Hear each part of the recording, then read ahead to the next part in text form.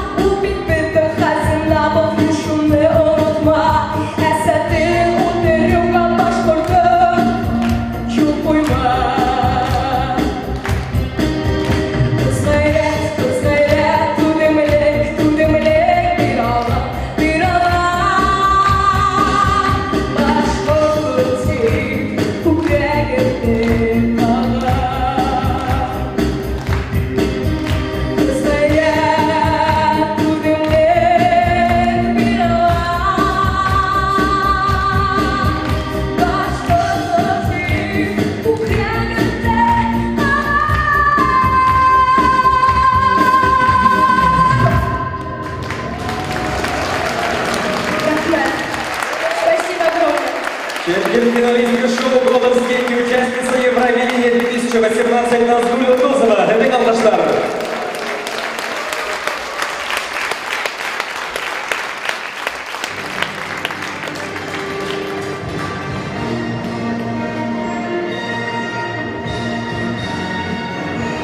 Хәерле кич дуслар, һаумыгыз. Алкышлар да үзегә бер тапкыр. Һаумыгыз. Nihayet başlanır, hadi yıldırır. Keyiflerine gitsek şep ne keyiflerine. Benim keyfim şulay şep.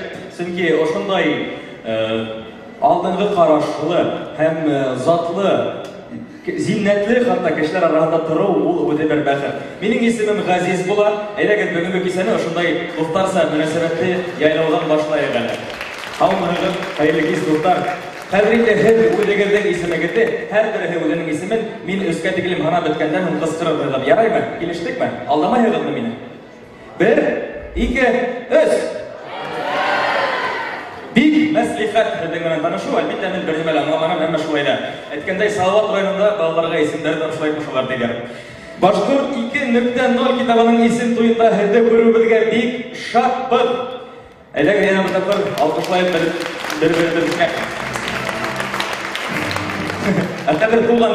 Добрый вечер, друзья! Поздравляем вас! Вы становитесь свидетелями издания первой книги об успешной молодежи Башкортостана. Желаем вам провести сегодняшний вечер приятно и, главное, с пользой и получить мощный заряд на новые свершения. Рахмет!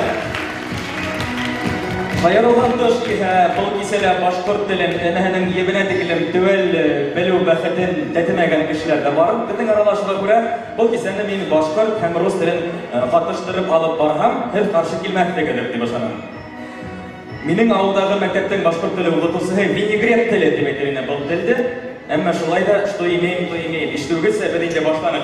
Барыгыз да Башкорт 2.0 проекты менән яхшы таныштыр була кирәк. Шулай да проект турында тагы бер тапкыр һезгә ипигә төшереп китмәксемен. Элесәй мәйтешләй табатлаудан дога иткермәй.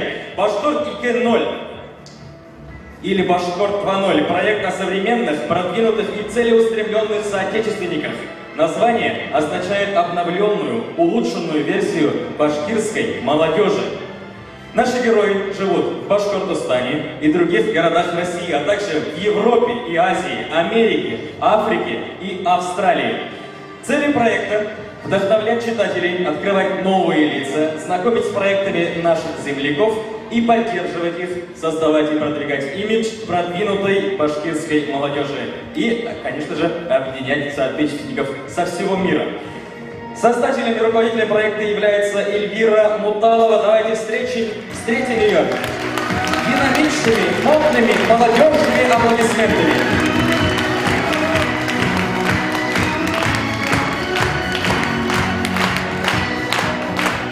И, конечно, поблагодарим Эльвиру. Рахматника Эльвира бедебедебеделя вандаи ганунусын. И рахмат гүлдерин кирип, яна бир тапкыр Эльвирга алкышлайык әле бергәләп.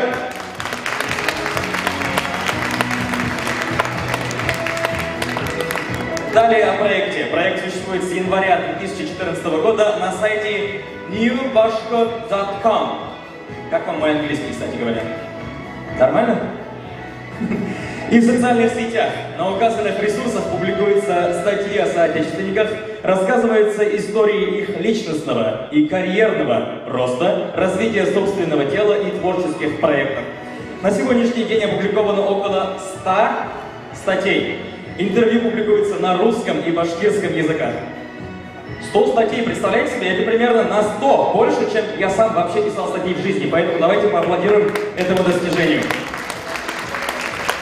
Также наши статьи были опубликованы в таких газетах, как Ешлик, Кискельфи, Башкортостан и журналах Шонтар и Тамаша. Это тоже достижение, достойное аплодисментов. В ноябре прошлого года создателем проекта Эльвирой Муталовой было принято решение выпустить книгу, которая бы вдохновляла читателей. И вот спустя меньше чем через год мы с вами собрались в этом зале на презентацию книги «Волшебство», не иначе, просто колдунья Эльвира. Публикация и презентация книги приурочены к столетию образования Республики Башкортостан и Дню Республики. Әйткәндәй, үтеп киткән байрамның әді ихлас күңелдән котлайым.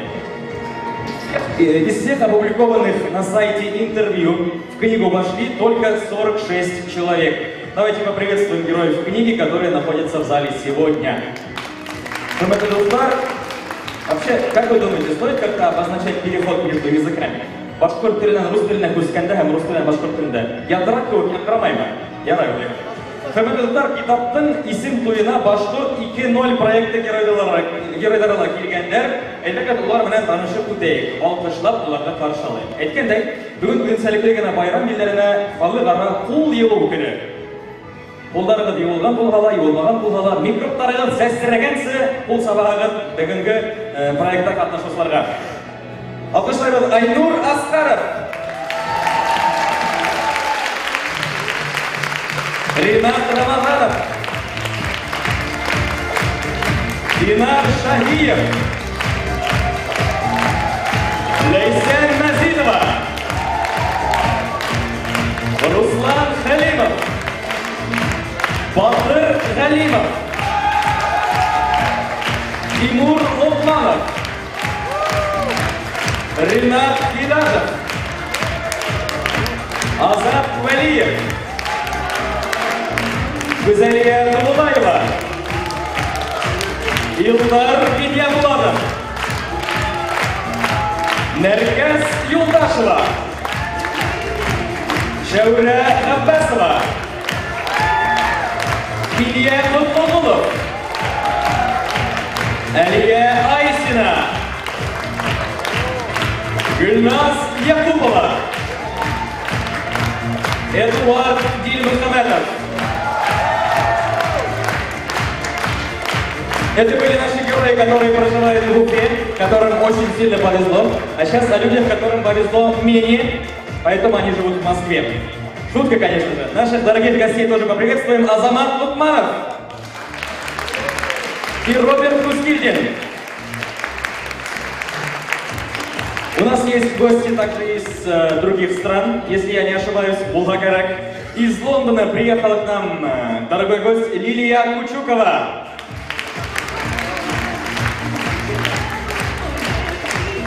Хайдалар Томан Артудабар. И также у нас есть гость из Ирака Алмаз Хатмуллин. Эльфандама. Ярай телевизор. Ирак, дуэль Ирак. Шуга бәлки телевизор. В проекте Башкорт 2.0 есть такая тенденция: мечты и цели, которые ставят перед собой герои, обязательно сбываются. Что, собственно говоря, не очень-то и свойственно мечтам, особенно мечтам убрать живот к лету. Так, самым первым героем нашего проекта стал Айнур Аскаров, и в январе 2014 года он сказал, что хочет снять фильм о Башкортостане, башкирах, который будет в прокате по всей России. И насколько мы знаем, в 2017 году фильм «Из Уфы с любовью» в прокате по Башкортостану обошел блокбастеры и вышел на всероссийский прокат. Давайте поаплодируем.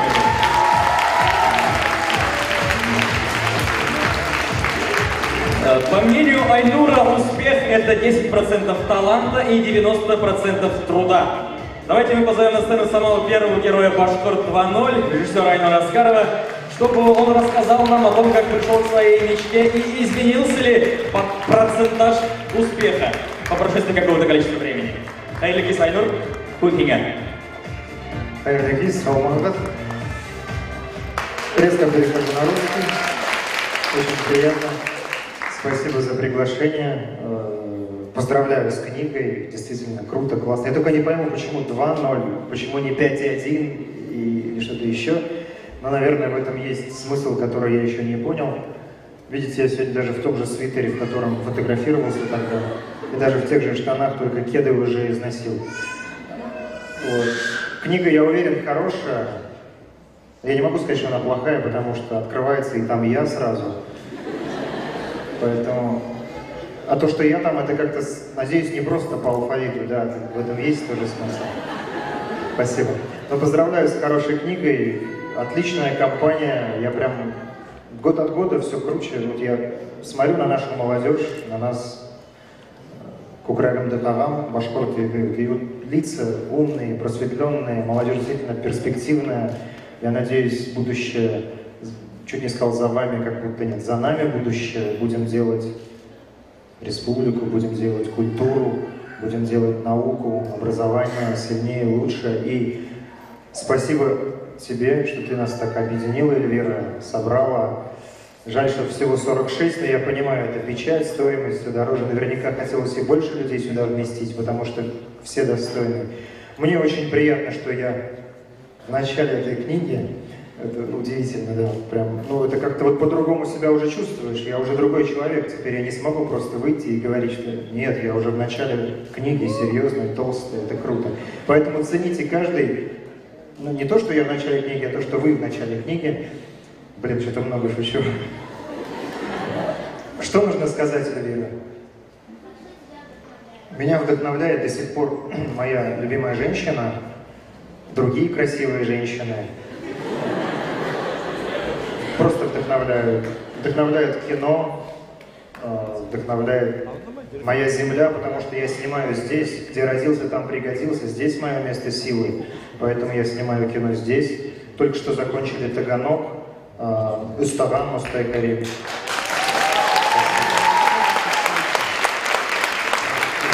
Ждем вас на следующий год в это время на премьеру. Отличное, надеюсь, получится кино, детское, семейное, с хорошими героями. Башкорт да? Будет также на русском языке.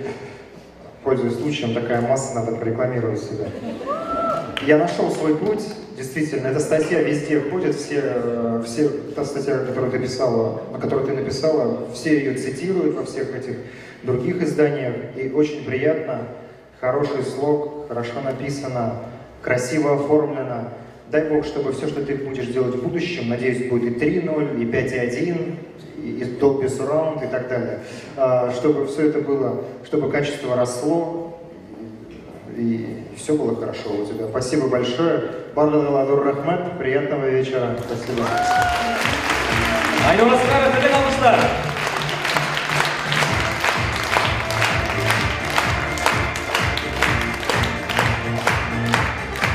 Әйткәндәй, хөрмәтле дуслар, һез мәңгелек дигән һүзнең мәгънәһен аңлаегызмы? Менә шул төшенчәнең мәгънәһен аңлаегызмы? Мәңгелек дигән һүзнең мәгънәһен аңлар өчен мин һезгә автобуска утырып Хайбуллага тиклем барып кайтырга тәкъдим итәм. Ничек мин Хайбулланы илгә төшердем? Чөнки Айнур да мин дә Хайбулла районыннан. Гомумән моны ничек әйтәм? Чөнки мин мактанам. Башкорт 2.0 дигән һүзгә калганда гомумән башкорт 1.0 гына түгел хатта. Бета-тест рәвешендә булган башкортлар күргегез килә миңа карагыз. Программное обеспечение менән шөгыльләнгән кешеләр мине аңлагандыр. Хөрмәтле дуслар, алда без әйтеп китүебезчә, бүген геройдарыбызның берегенә Башкорт 2.0 премия тапшырылачак. Премияның максаты башкорт халкы өчен янган, алдынгы уңышлы өлгө алырда яшьләрне билдәләү һәм жюрида башкорт халкының ардыклы шәхесләре һәм бүгенге презентациянең партнерлары бар. Әйдәгез улар белән бергәләшеп, танышып үтәйек. Дорогие друзья, это я на русском. Сегодня одному из героев проекта будет вручена премия «Башкорт 2.0». Определять достойного героя будет компетентное и наши уважаемые жюри, куда входят активные общественные деятели и деятели общественности, ну и люди, которые действуют в обществе. Почему я это повторяю? Потому что я потерял слова. И наши партнеры. Мы хотим вас с ними познакомить. Наконец-то можно похлопать. Ура! Руководитель аппарата исполкома Всемирного Курултая Башкир Баянов Рустам Салимович. Рустам Салимович. Из Санкт-Петербурга к нам приехала первый заместитель председателя Конгресса Курултая Башкир Санкт-Петербурга и Ленинградской области, руководитель общественной организации «Культурный центр Башкортостана» и башкирского фольклорного ансамбля «Ирендек» в Санкт-Петербурге, кандидат медицинских наук, врач высшей категории Буканова Люция Габаровна. Член Союза журналистов Республики Башкортостан, основатель и руководитель газеты «Киске-Ф», заслуженный работник культуры Республики Башкортостан, лауреат премии имени Шагита Худайбердина Гульфия Гареевна Янбаева. Лауреат премии Тюрксой в области средств массовой информации, член Союза журналистов России и Республики Башкортостан Гульназ Музафаровна Якупова. Доктор философских наук, профессор кафедры социальной работы факультета философии и социологии Башкирского государственного университета Гузель Булатовна Вилданова.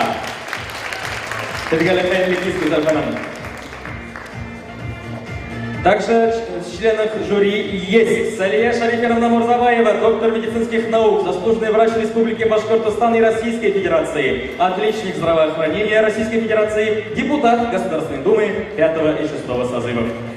Гузель Рамазановна Сиддикова, заслуженный работник культуры Республики Башкортостан, лауреат Государственной премии Республики имени Хади Давлетшиной в области литературы и искусства для детей и юношества, член Союза писателей Республики. Гузель Франгалаловна. Башкортостан... И также она с 2015 года участвует в волонтерском движении Викимедиа. Все мы об этом знаем. А также член жюри значится Рустам Абдразаков, агент по маркетингу представительства авиакомпании «Турецкие авиалинии» в городе Уфа.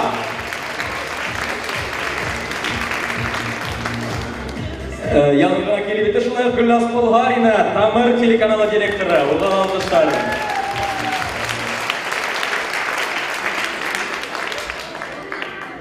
Переходим к русскому. Сейчас хочу пригласить на сцену следующего героя книги.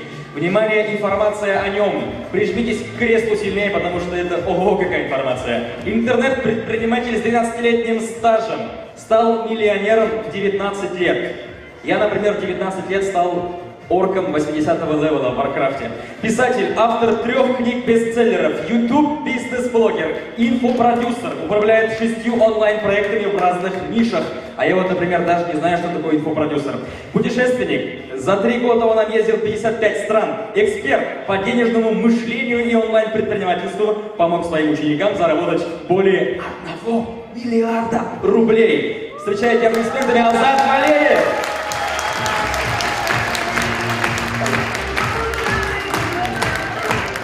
Спасибо. Рад здесь, на самом деле, всех видеть.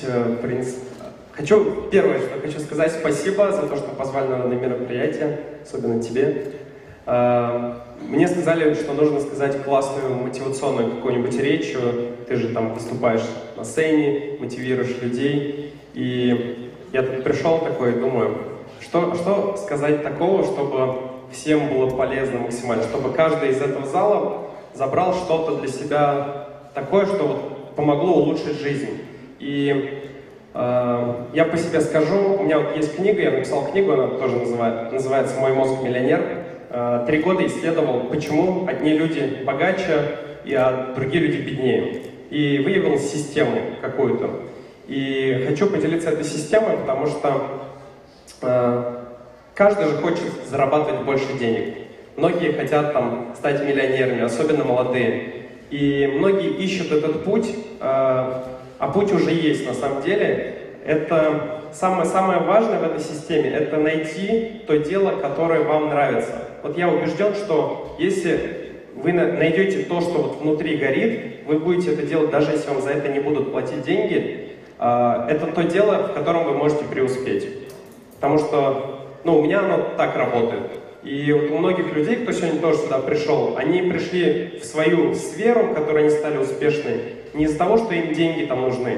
Они пришли туда, потому что это им нравится. В том числе, сейчас спросите, все подтвердят. И если вы в первую очередь будете фокусироваться на том, что вам нравится делать, и делать это со всей страстью на 100, 200, 300%, тогда в любом деле абсолютно можно преуспеть. Вот в любом. Даже если вам кажется, что это какая-то бредовая идея, там что-то делать. Возможно, вы первым будете это делать, но можно преуспеть в любом деле. Главное, найдите вот это свое любимое дело, и даже если вам за это не платят, начните это делать. И еще пару советов дам.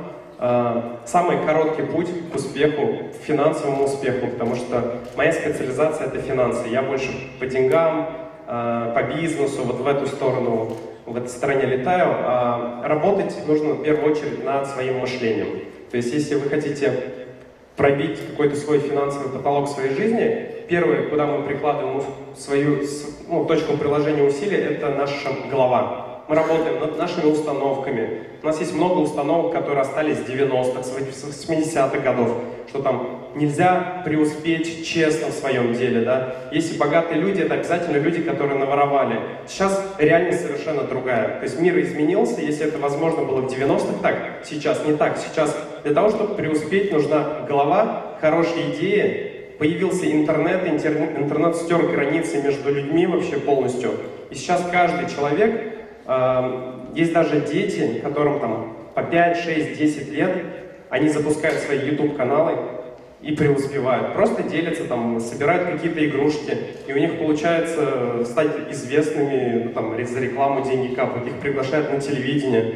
И вот как раз-таки интернет, он такой инструмент, который стер границы, и вот все, что я делаю, всего, чего я добился, это все благодаря интернету, потому что я начал этот инструмент использовать.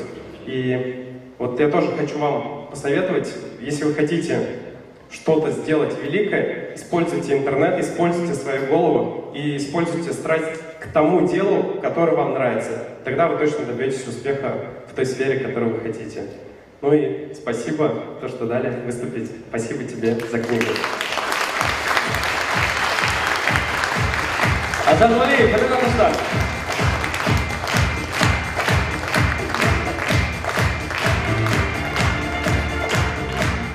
Agar mening millionim bo'lsa, men sizga bitta-birgala yordam etaydim. Aslan aytdim. Qolgan 99 ming humga qadalib yashaydim. Rahmat, kimdir alqishlarni men bilan etganim. Bular hatto kayfim ko'tarilib ketdi. Bizim giroylarimiz xalqimiz bir yashagan ham sesga otqanisin. Ko'pgina ish boshqaruvlar ham sheriklar, ularning bek muhim proyektlari bor. Шулай итеп, шәп геройларыбызның берен Сафарайот республиканың иң билдәле хакалы номинациясында Равил Бекбаевтан гына кала килгән Аргамак төркеме солисты башкорт яшьләре клубының рәисе Ринат Рамазанов.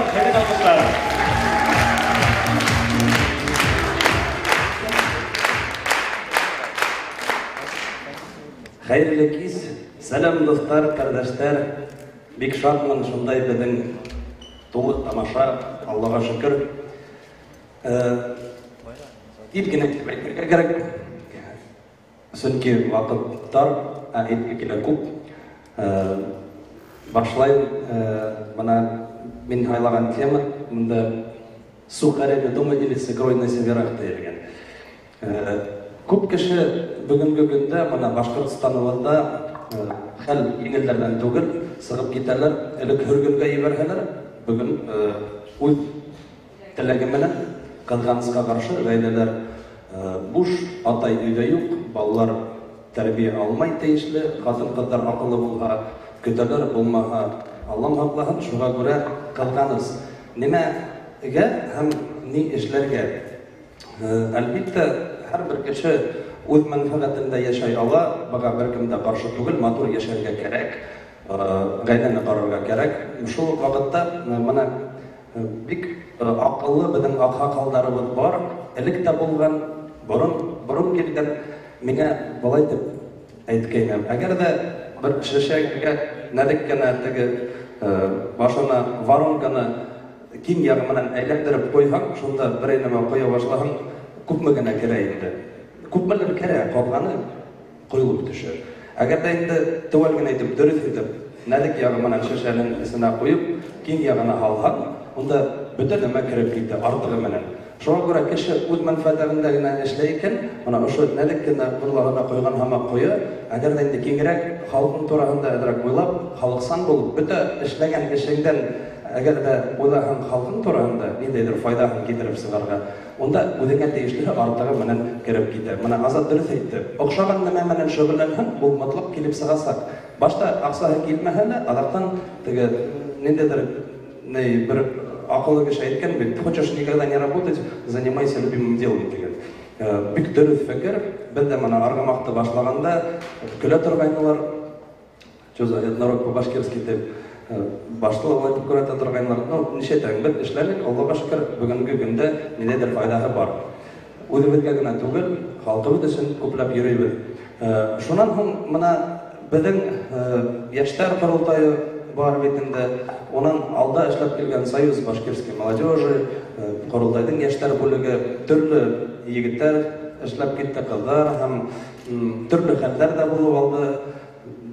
Төрмәләрдә утырып сыкканнар ничәтәһен инде. Шул ук вакытта бүгенге көндә нәмәләр эшләргә кирәк. Без өндәшәбез төрле яшьләргә, төрле проектлар белән кылганычка каршы гел генә матур итеп килешүгә килү авыр. Аргамак төркеме исеменнән һөйләшкәндә, Аллага шөкер, ишетәләр һәм дә эшләйбез. Шуңа без шул юнәлештә алдык та, Аллага шөкер, егетләр белән эшләп киләбез. Иң беренче максат безнең мәктәптәр. Балалар баксаһы һәм мәктәптәр. Балалар баксаһына килгәндә, уларга аша йыр-моң аша, үзебезнең билдәле шәхесләребез аша рухи тәрбия һәм дә патриотик тәрбия бирү. Мәктәптәрдә килгәндә дә бик авыр 6-нчы, 7-нче, 9-нчы, 11-нче сыйныфтарда сөнки килеп утыралар. Без башкорт мәктәпләрендә генә йөрмәйбез, бу катнаш милләт мәктәпләрендә дә йөрибез. Иң крутойлары килеп утыра. Булай да бит инде теге жвачка сайнап һөйләшеп шунда булай да. Шуларның игътибарын Birinci 3-5 minutda yeni bitirge gerek. 10-15 minutda ularda bulaytып тотып алырга керек. Һәм дә адактан кетәңе алып коюр өчен бик нык көз түгәргә туры килә. Иң куртайлар телефоннарын сагарып төшерә башлага, бөтә зал Аллага шөкер китәләр була. Икенче елда килгәндә балар безне алкышлап каршы ала. Демәк, безнең беренче түңәрәк без моны 16-нчы, 17-нче, 18-нче ел башы бер 50ләгән мәктәп, бөтен республика мәктәпләре, кала һәм авыл мәктәпләрен урап сыктык. Икенче кружка сыкканда безне таныйлар, уларга киретергә була мәгълүмат. Безнең моны клавишник егетебез ярата әйтергә, привлечь внимание, дать информацию, побудить к действию. Икенче килгәндә балаларга без моны диплом вузы на холодильнике дип бер тезистарда язып җибәргән инде. Ни өчен шулай килеп сыга? Әле генә баягы беренче әйтеп үткән сәбәпләр һәм дә инде цвет настроение синий шул сәбәп. Шул вакытта балаларга бәләкәйдән шул нәмәне без тәрбияләһәк, өйдән башлаһак, үз телебездә һөйләшеп, үзебезнең гореф-гадәтләребезне тәрбияләп, бу нәмәләрне тулыгынча үзгәртергә була. Һәм бу бездә ята, безнең өлкәбездә, безнең мөмкинчелек. Шуңа мәктәпләрдә балалар баксаһын без даими рәвештә утап йөрибез. Безнең концертларыбызның төп максаты ана шул. Моны әле яңа гына иртәнсәк сәгать таңгы 5-тәме 6-лама егетләр белән кайттык, ошо аппаратларны тиеп, разгружаться итмәйсә килеп монда турыгы ошо нәмәләрдә куйдык. Бу киске сара тик өлкәннәрне уятып җибәрер өчен генә. Көндезге сарага иң мөһиме Тәмәстәге мәктәптә булдык, Баймактагы мәктәптә булдык, Елайырда булдык, Акъярдагы мәктәптә булдык. Менә адакы 4-5 көн эчендә. Шунда инде киләсәк профессия, менә монда Илдар, IT технология, нәмәләр, менә шәп егетләр, Аллага шөкер, яшьләребез күп, бөтәһе дә шәхсән матур эшләйләр. Тик системага алынмаган әле, ни өчен? Чөнки яшьләр корылтайын күтәрергә кирәк, бергәләшеп системага алырга. Бу нәмәне бергә эшләргә кирәк. Безгә мин шуга нык итеп тәмдән ярдәм кырыйм. Үзебезнең яшьләр корылтайын үзебез үстерәйек. Чөнки киләсәк профессияларга караганда шул бухгалтер, экономист, юрист, туроператор һәм шуның һәммәгарак профессиялар, улар минемчә бер 10-15 ел үткәч беркемгә дә кирәк булмый. Чөнки бөтен отчетлар ана Алисадан карайым, окей, Google'дан карайым, еңә искусственный интеллект дуаль генә итеп һорауга җавап бирә. Отчетларның данныйларын биргән, алып куйган, еңә бухгалтерда кирәкме, экономистта кирәкме? Шуңа күрә без моны концертлар арасында шул мәгълүматны кертәбез. Балалар уйлап, сыгарылыш укучылары кайда укырга бараһыгыз, кем булаһыгыз? Безнең теге концерт дип караган, артист дип караган бер як, мәкәй икенче ягы шуның арала теге әдрәк кенә нитеп тамылып алабыз. Ана шул нәмәне безгә системага алырга була нисек? Менә ошо бүгенге сараны безнең концертыбыз белән яки Элвин Грей, Рена РНТ, бүтән безнең башкаручыларның концертлары менән, Росмолодежь үткәргән шикелле, Ассамблея народов Евразии үткәргән шикелле форумдар һәм менә Уфа форум шикелле, Атылташ шикелле һәр бер мәктәпкә 1-2-3 спикерды безнең филармониянең автобусына утыртып, суточныйларын түләп, йоклатып, ашатып, столовыйларында бигрәк тә тәмле мәктәп столовыйларын изләһәгез, җайлап утап йөрергә безнең республикабызда. Бында безнең киләсәк Алла бирә. Һәм дә инде өченче мәсьәләгә килгәндә, туризм дип күп һөйләйләр, әмма ләкин әлеге бая системага алынмаган. Внутренний туризмда үстерәләр бөтә Россия туризмын, мана мин күп форумнарда булдым, Аллаһ ашна Заһир агада йөри, ана күп тапкыр күрешкәнем бар. Һөйләйләр, ләкин кешенең акса әдрәк кенә килеп сыгса, ул ана горячий путевка менән Таиланд, Мальдивы фәлән туган яктарына сыгарга тора. Үзебезнең шулканташ, ул үзебезнең асыл күл эркәләгәндә мана машинага утырам, магнит пятерочкага барып бер пакет азык алам да, онда Фәрис апага югарыга кулланып дип, шулай итеп 3 ел эчендә бер тапкыр да бармаганда, эргәһәрләр булмады, уны теге елда бәлки гомерендә дә барып йетмәй. Шуның өчен без нисектер уйланып та, ниндәдер бер кызыклы проект эшләргә уйланып, Argamak Music Bus дип безне атанып, безгә беренче каналдан килделәр төшерергә видео, телеканал Поехали буларның дочерний фирма каналы, бәләкәй генә сюжет күрсәтеп алырга инде. Әгәр дә токандырга Argamak Music Bus. Ребят, скажите, а как вам пришла идея создать такой настоящий творческий музыкальный автобус? У нас Башкортостан очень богат памятниками природы, святыми местами, и очень многие сейчас заинтересовались туризмом, культурным туризмом. Вот. И у нас родилась такая идея сделать маршрут, чтобы люди могли полностью погрузиться в атмосферу этого народа, этой культуры.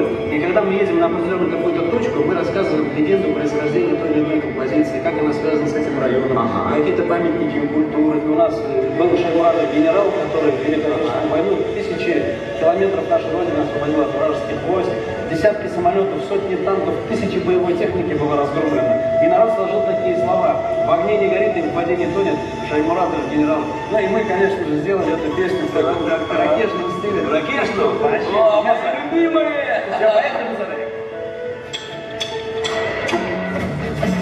О, это не по-детски!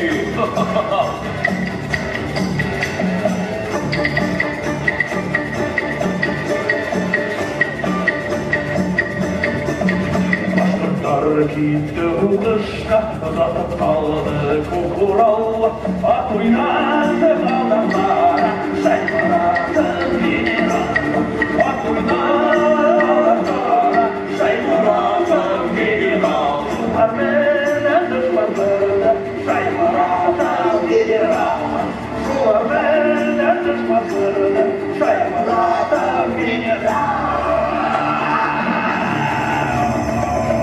О, вот это да! Умеете отжигать, ребята!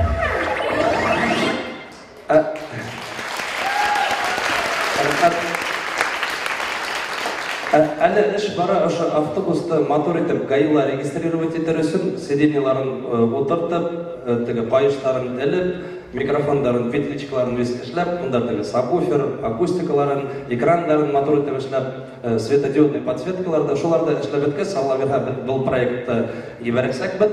Һәм дә шул исәптән, шул внутренний туризм өлкәһендә Госкомитет по туризму менән берлектә килеп сыкты зеленый маршрут дип атала.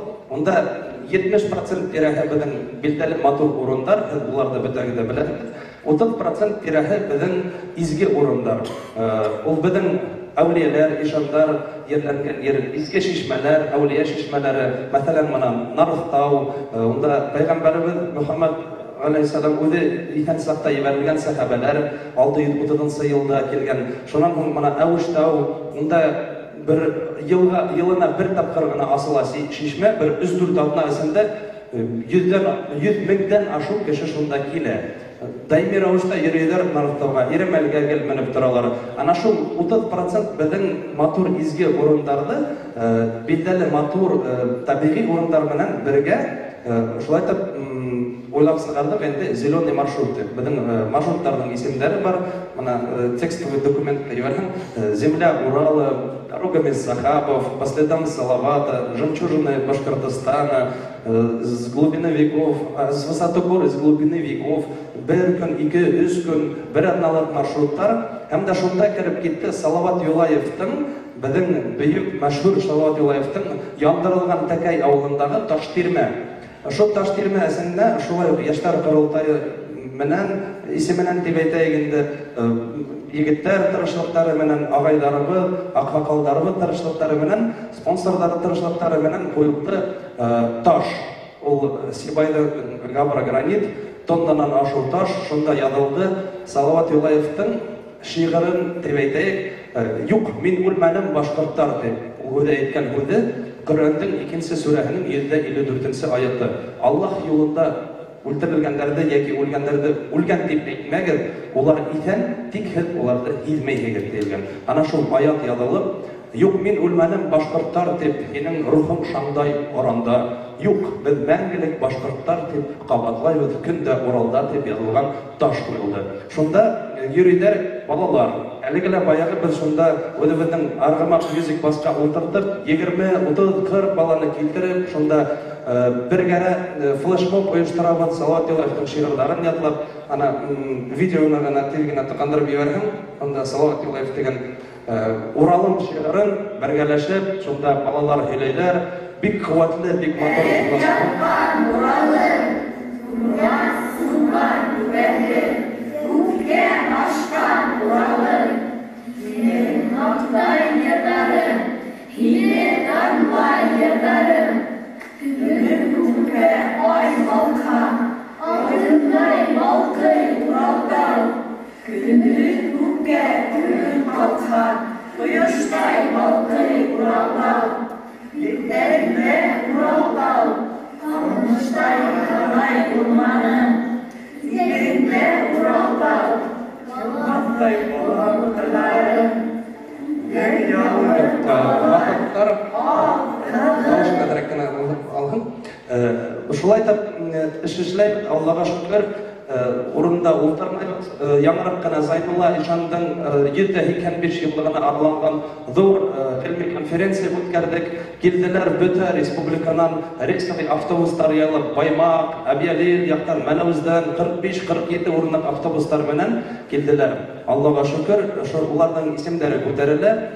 Zaki Validi aytgan huda var. Agar da mening yo'limda shunday mashhur shaxslar Zaynullah İşan'dan qo'saramaha, men ko'bahanda bir boy savdogarning prikashchigina bo'lar edim, ko'p mening tengdoshlarim ko'p deb.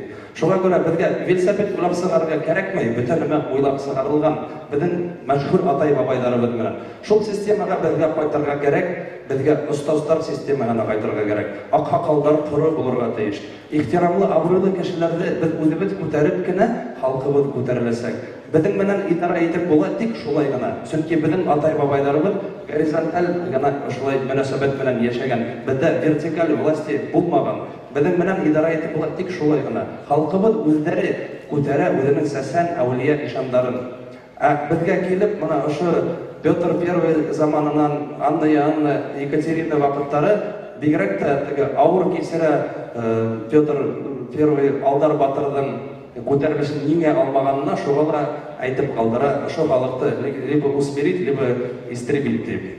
Shu vaqtdan olib qilganimizga qarshi bizning xalqimiz gil kurashdi hamda kantonniy власть degan nimaga sistema bizning xalqimizning o'zinsaligan yemiri.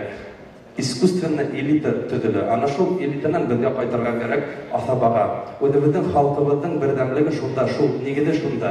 Шуңа күрә бүген дә безгә иң билдәле матур шәхесләребезнең рухына багышлап йырдарыбызны башкарасак бу. Заки Валиди, Зайнулла Ишан, Шаймуратов генерал, Илем Кубайрын Алла бирһә.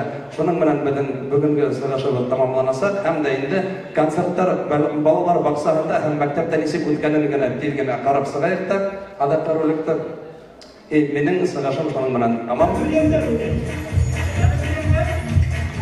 Qirqinsa bolalar baqsaha, biz arıbılarga qo'llanamiz. Mana bunda birgentlar, bunda qirqsaqlar, ularga instrumentlar qilib turamiz. Birgalashib o'ynaymiz, beyaymiz.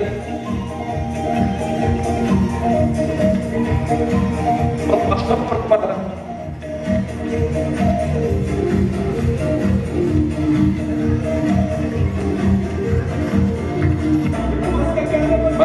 Наш группамда рус милләтләре бар, бүтән милләтле балалар да бар.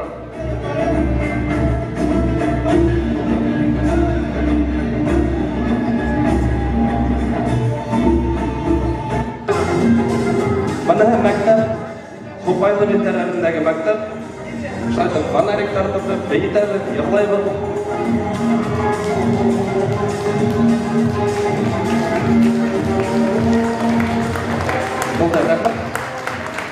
Шуға яшьтәр, Эльвира, һиңә зур рәхмәт. Шулай итеп яшьтәрне туплап, бердәмләштереп, тагы ла безгә уянып китәргә, бердәмләштерергә бер зур сәбәп булды.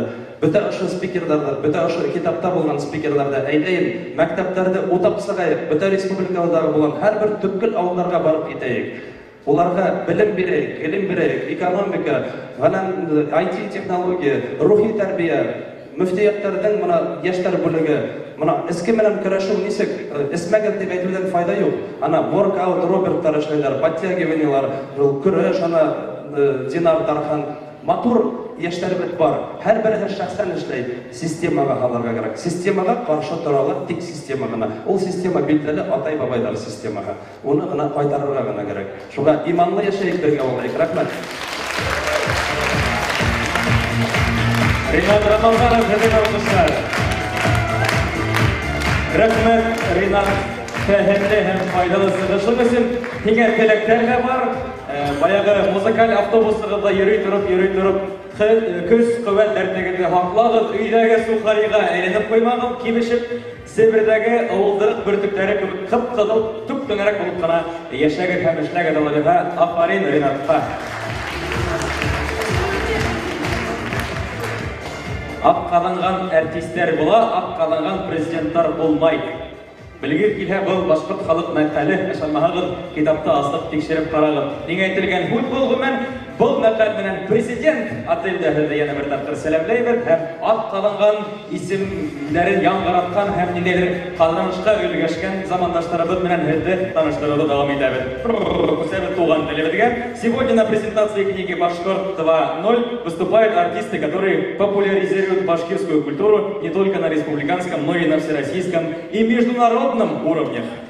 Одна из них – Наркес Юлдашева. Она выступила на проекте «Танцы» на всеми нашим любимом канале ТНТ. Аплодируем вместе этому успеху. С номером Ханкара она продемонстрировала грацию башкирских девушек и красоту башкирского танца. Сейчас я попробую продемонстрировать грацию и перевернуть страницу очень быстро. Вроде проявил. Приглашает на сцену солистку танцевального коллектива «Гузель Танц», участницу 3-го сезона шоу «Танцы» на всеми нами любимом канале ТНТ Наркес Юлдашева. Аплодисменты!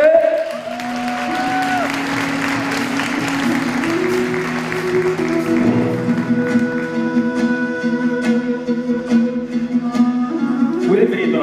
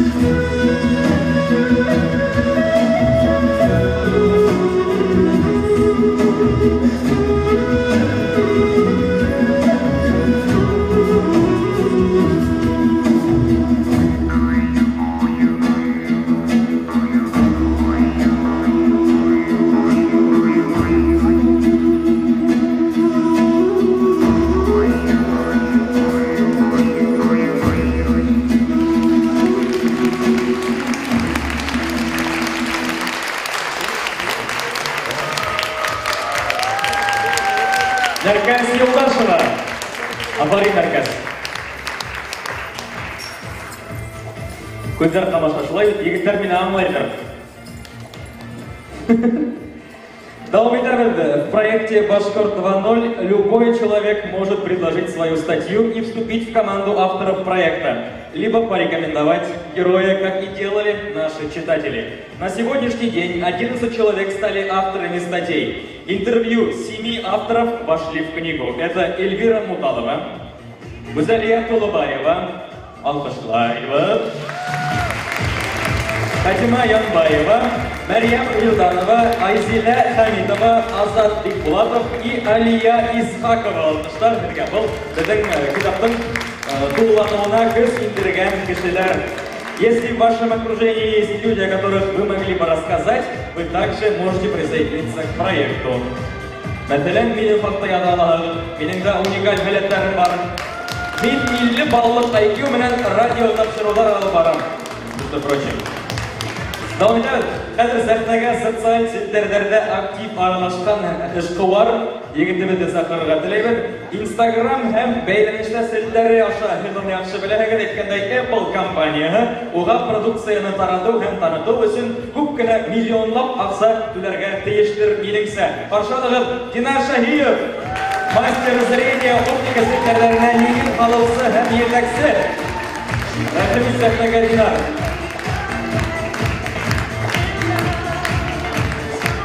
Әйткәндәй, Динар сәхнәгә сыккансы 3 iPhone уйнатып өлгерде шикелле. Һаумы? Миңа iPhone бирәһеңме? Вайле, бу ниңә? Алкыштар.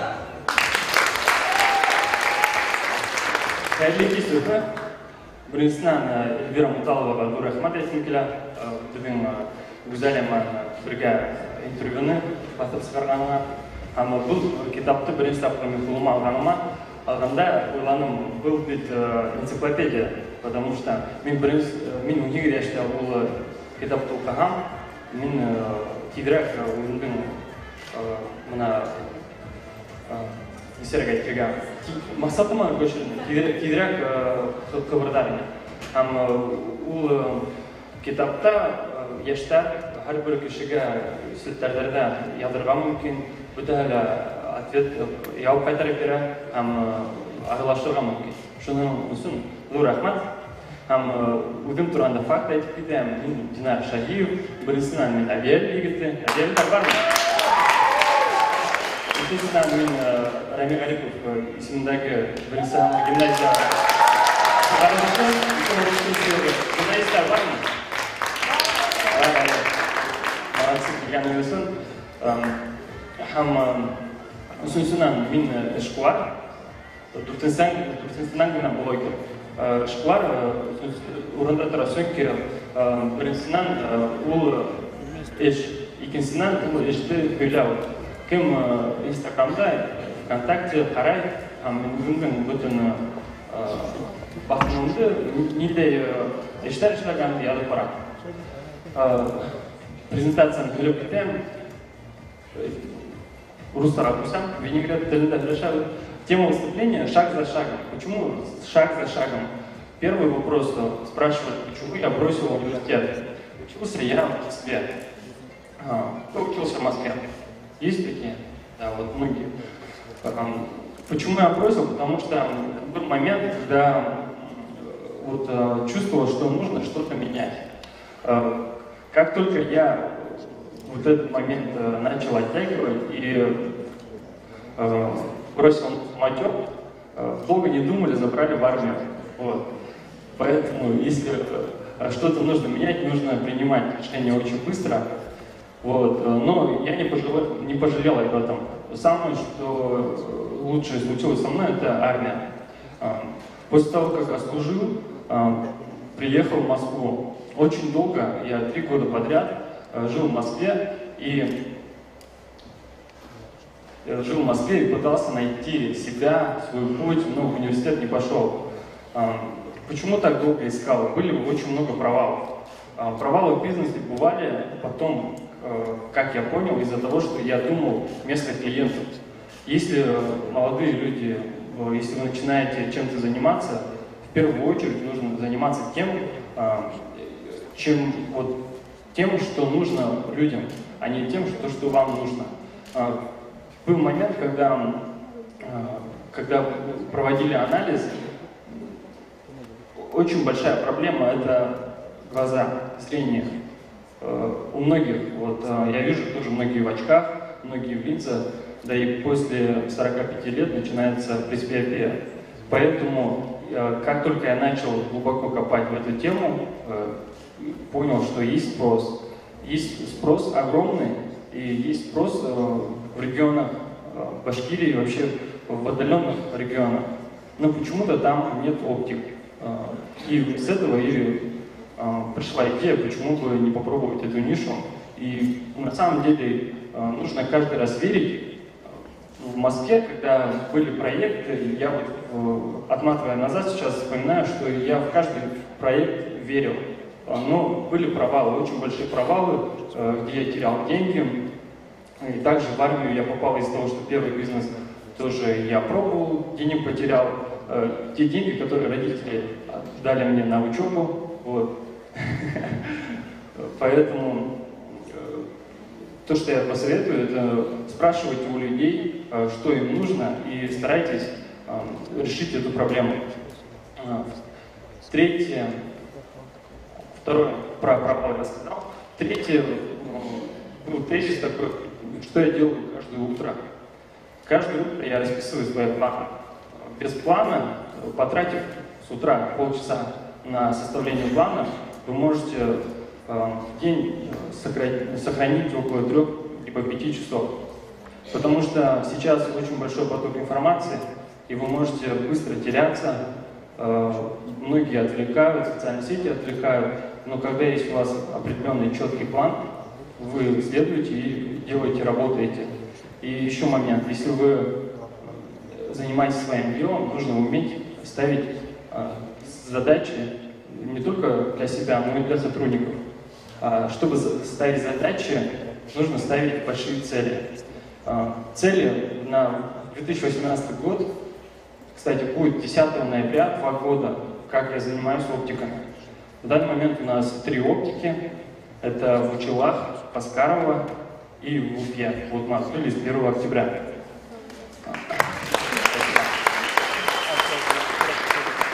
Также сегодня я еду в Имагузин, это Кугарчинский район. Завтра у нас открытие очередной там оптики. Дальше Магнитогорск и в ноябре Баймак. Вот.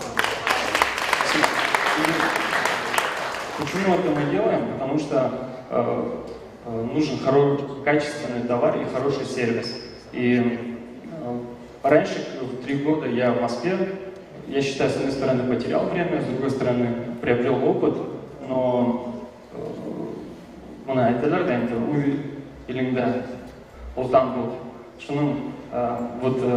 поэтому не нужно искать где-то на стороне что-то. Всегда хорошо там, где нас нет, либо у соседа трава всегда зеленее. Поэтому на 2020 год цель стоит открыться во всех регионах, районах нашей республики. Это 54 оптики. Вот, поэтому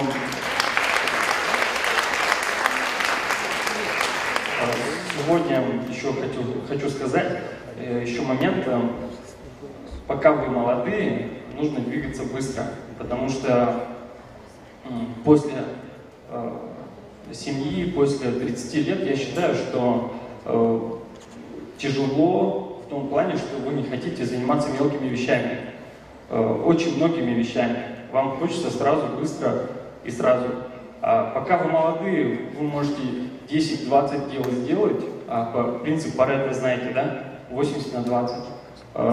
Из 10 проб всегда выстреливает только 2. Остальные действия напрасно. Но эти действия нужны для того, чтобы выявить все эти эффективные 2 действия. Поэтому дерзайте, делайте то, что вам нравится, и нужно понять просто, что живем один раз. Вот. И спасибо большое всем. Надеюсь, многие знают меня, но кто не знает, сегодня узнал. Вот. Спасибо большое учителям, я вот вижу за поддержку. Вот. В гимназию я не приезжал, но собираюсь. Кстати, у нас был конкурс, девушка выиграла, Азалия Галямова, она вот здесь, да, вручить надо будет книжку, вот, также и в гимназию передать книги. Вот. Все, спасибо большое. Динар Шахиев bilen alkışlar. Kitap uyanığa kelgende бұл біздің сарабадың кесебеддің адалғана қарай боласақ, көзлектерге келгенде асылында біздің республиканың ең көзлеклі төбекке елендерге характер, сөнке біздің республика көзлектерге ең мұқтаж төбек, айрылса ир егіттерге қабылғанда, сөнке көздерді қамаштырылсы, көзел заттар бірді бейхисап, шулай ма, келішегіз бі менің мінен? Динарға да алғыштар тілеп қойдым, қыздарға да қойлаттым. Давам ете берді. Әйткендей, Динарды біз әлі сәхнеге сатар шығып көре кетмейді. Как известно, герои проекта живут по всему миру, и, к сожалению, не все смогли прийти на нашу презентацию, хоть и очень этого хотели. Прощаем мы их за это или не прощаем? Давайте поаплодируем, если прощаем. Очень сильно прощаем. Да, и они передают всем нам пламенный привет из разных точек планеты. Немножко в ритму. Давайте посмотрим, как они живут и чем они занимаются, и чего они вообще не приехали.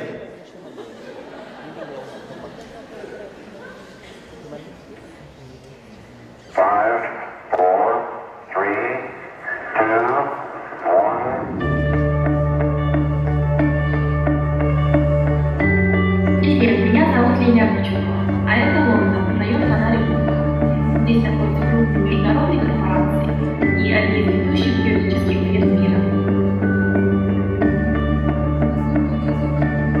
Я закончила университет в России, в Канаде, в Англии и во Франции.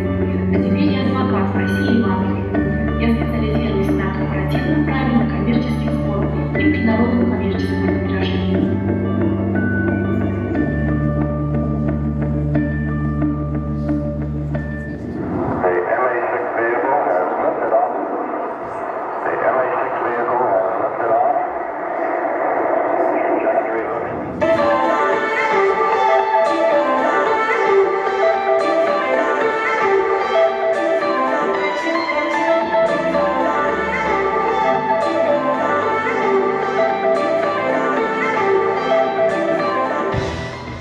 Всем добрый день, меня зовут Алия Ахмадиева. Я родом из деревни Рахметова Зеленовского района. Теперь живу в Германии, в городе Мюнхен. В 2011 году я закончила университет прикладных наук Майнштадт Агрика. Получила квалификацию магистра бизнес-администрирования. Работаю в маркетинге и контент-менеджером.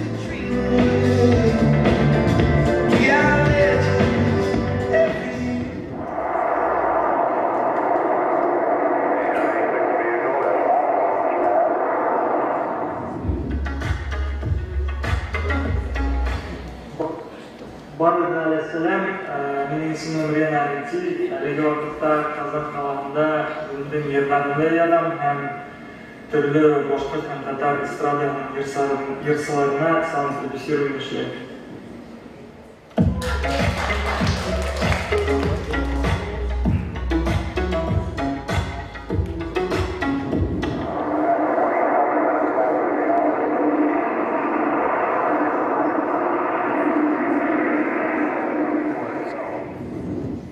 Сәлем! Мин Лиана Хабибуллина һәм Америка Кушма Штаттарының Лос-Анджелес қаласында актрисаға укыйм.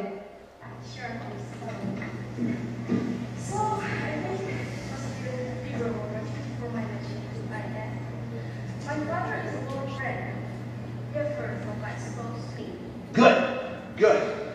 Start it again. So this time. I'm making this culture from you. Right. Okay. I would never do anything. Of course you would. You get for the good of us. Okay, I gotta stop. So.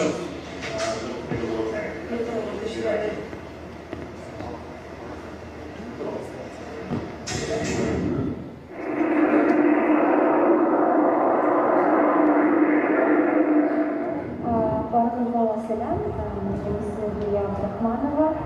Мен Башқұртстан Республикасының Стәрлетамақ қаласында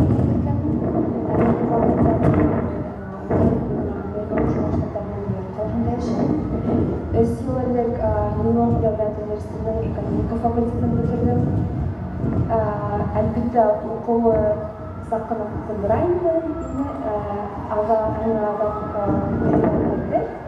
Һәм инде өстәлек инструктор, американцы компаниялары батыр булып эшләде. Без төрле индустриялар булган компаниялардан бухгалтерияларны алып барабыз. Безнең компаниялар основном Себер каласында урнашкан. Европалағы компаниялар да бар. Шул вакытта бухгалтер булып эшләде. Барлык кылачлар үзләренең биографияларында хәят итмәенсә, туры барга, сөнки хыялдар тормышка ашыруы мөмкин. Бер касында белешмәгез, негатив уйламагыз, үзегезне максатыгызга туры барырга теләйм барыгызга. Үзем килә алмайм, сәйер килә, бу китапты презентацияны бездән килә халык һәм яшьләр күрә. Хыялларыгыз тормышка ашыр. Афарин, алкышлайбыз безнең сит төбәкләрдә, сит илдәрдә яшәүче замандашларыбыз, якташларыбызга, ысынлап та кайда гына яшәмәйләр, хәтта уларның кайда яшәгәнен күрһәткән виртуаль глобустың башы әйләнеп китте шикелле, уларда күрһәтә. Но все же, несмотря на длинные расстояния, мы что не приехали, дигәнем, хатта приехали булып сыккан икән, один из героев прилетел из другой страны. К нам на презентацию приглашаем на сцену Лилию Акучукову от Акаса, которая работает в Англии и в России. Лилия Галдыштар. Hamılar, ilgi rəhmətli rəhmət, bu dilgə bu rəhmət kilgən üçün min bik şartның күрергә шул тиклем күп матур егетләрне, хатын-кызларны, ирләрне, ул башкортларны. Мин действительно Андреянан килгәнмен, я переключусь на русский язык. Мы гаиләдә башкортча сөйләшәбез, рус телен, башкорт телен буташтырабыз, шулай итеп сөйләшәбез, но главное, что мы стараемся.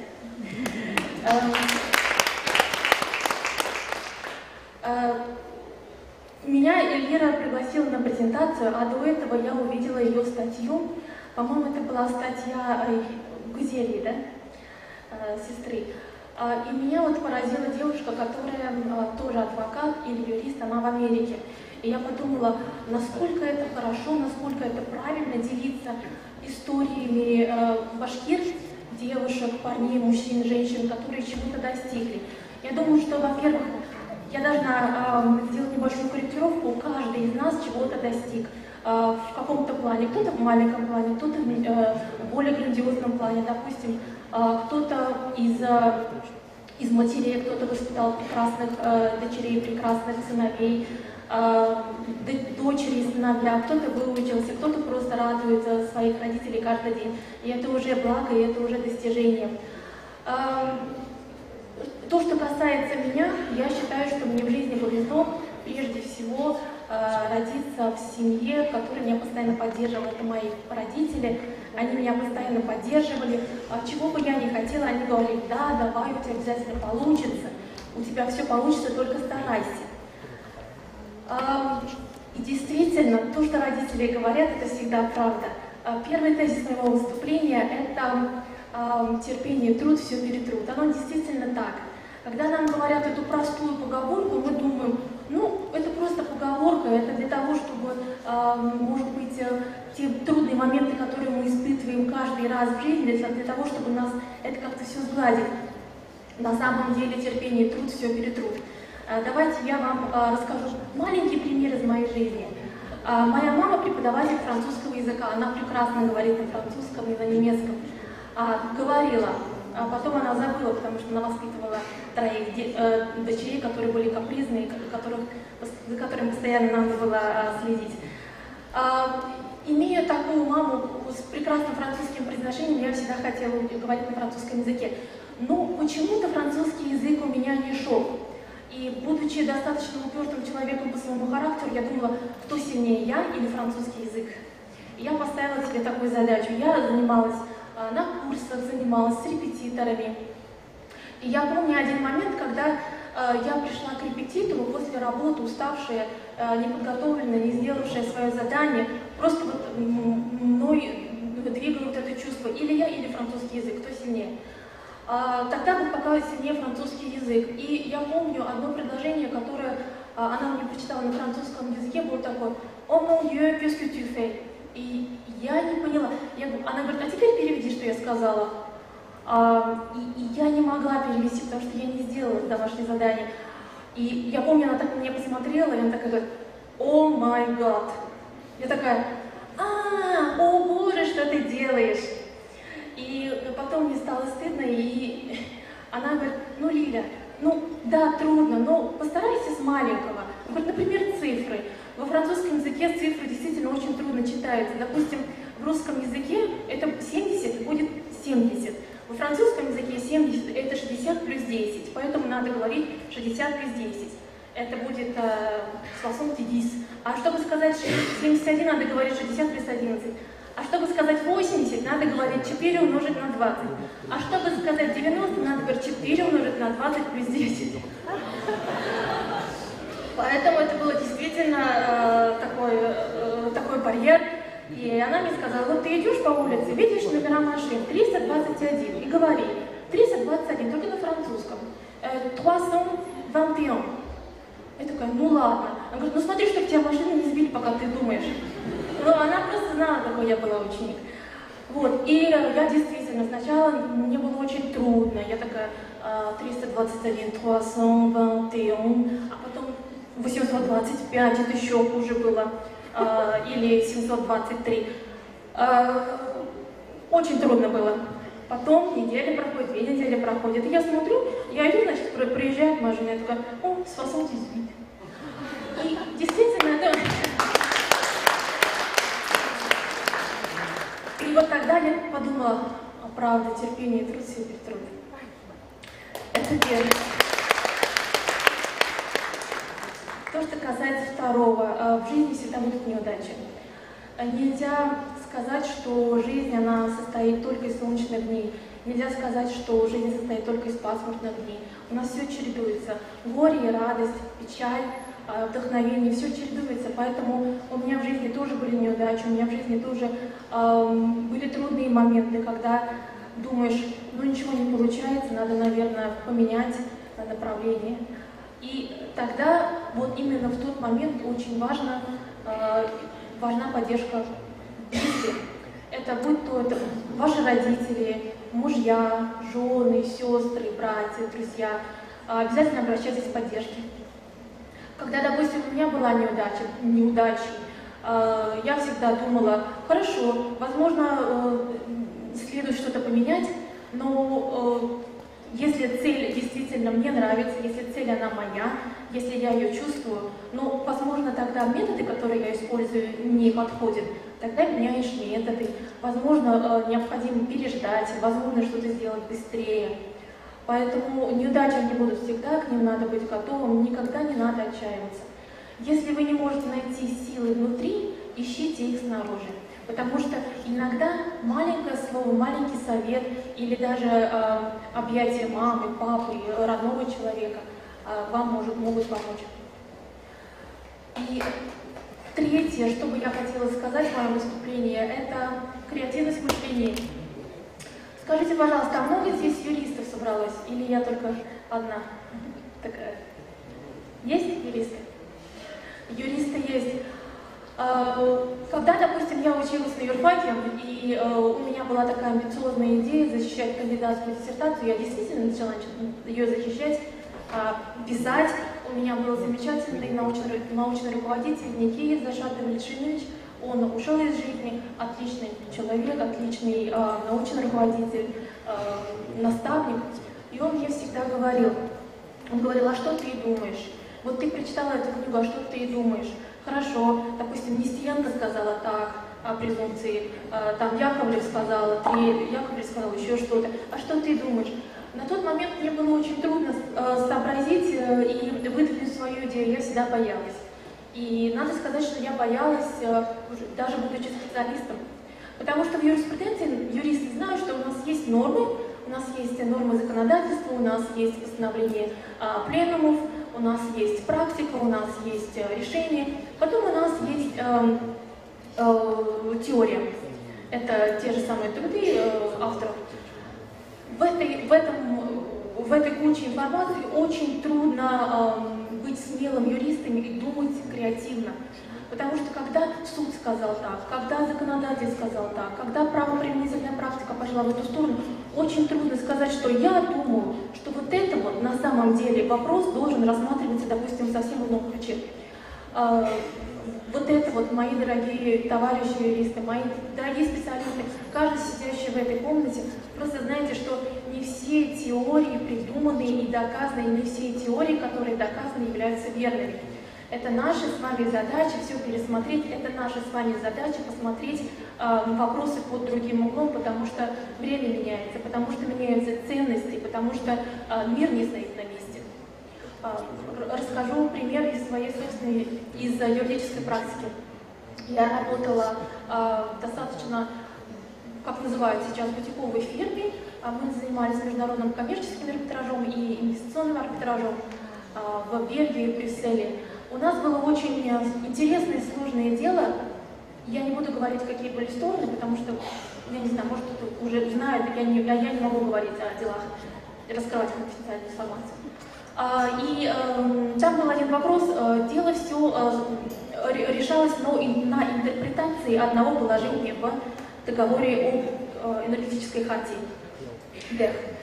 И многие из наших юристов, многие мои коллеги рассматривали его совершенно в классическом русле. И дело у нас не шло, потому что если мы рассматриваем это в классическом русле, мы проигрываем дело. А если мы находим новый угол зрения, тогда мы выигрываем дело. И я помню, я долго сидела и думала, и придумала, я решила смотреть в определенные документы, мне, честно, трудно будет объяснить, я решила смотреть в международное торговое право, а они рассматривали это с точки зрения внутреннего права государства. И я решила рассматривать термин именно с точки зрения международного торгового права. И я нашла определенный момент толкования, который давались этому термину, и который интерпретировался в этом случае в нашу сторону. Извините, я вас загрузила. Но дело в том, что все боялись, все думали, что вот нельзя перепрыгнуть, нельзя рассматривать дело в другом русле. А я не побоялась, но мне было на самом деле страшновато, потому что я думала, если я предложу эту идею, и если партнеры фирмы со мной согласятся, тогда мы проиграем дело, и буду виновата я. А это было большое дело. И они со мной согласились, потому что у них не было выбора. И мы презентовали очень хороший письменный доклад, письменную позицию, которая помогла нашему делу. И вот этот маленький момент, то, что я не побоялась и предложила, высказала свою точку зрения, для меня это было вдохновлением, и это действительно открыло глаза. То есть, если вы считаете, что, допустим, вы выработали свою идею, если вы считаете, что на вещи можно посмотреть с другой стороны, тогда высказывайте свое мнение, формируйте свои теории и не бойтесь. И в заключение я сказала 3 пункта. И самое главное, опять-таки повторюсь, это поддержка родных, близких, и которая культивирует веру в вас самих. Моя мама, она не приехала на эту презентацию, но я бы хотела сказать спасибо моей маме, спасибо моему папе, спасибо моим сестрам, которые также живут в Англии, одна из них врач, а другая финансовая аналитик, она работает в банке. Я говорю, потому что я безумно ими горжусь, они очень хорошие и такие же упертые и гордые башкирские девушки.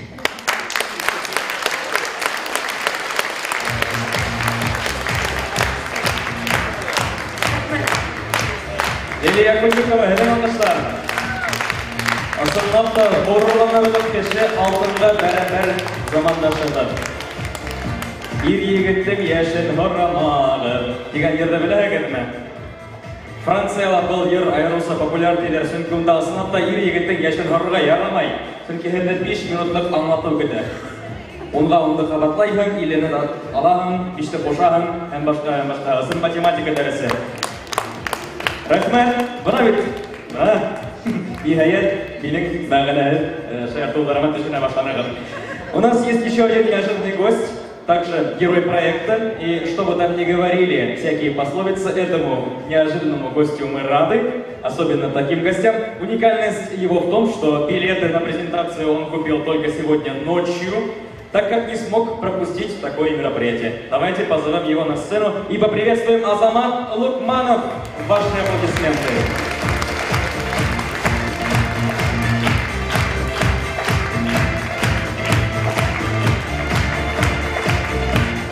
Аэропорттан югерә. Наград алкышларым. Хәерле кич, Азамат.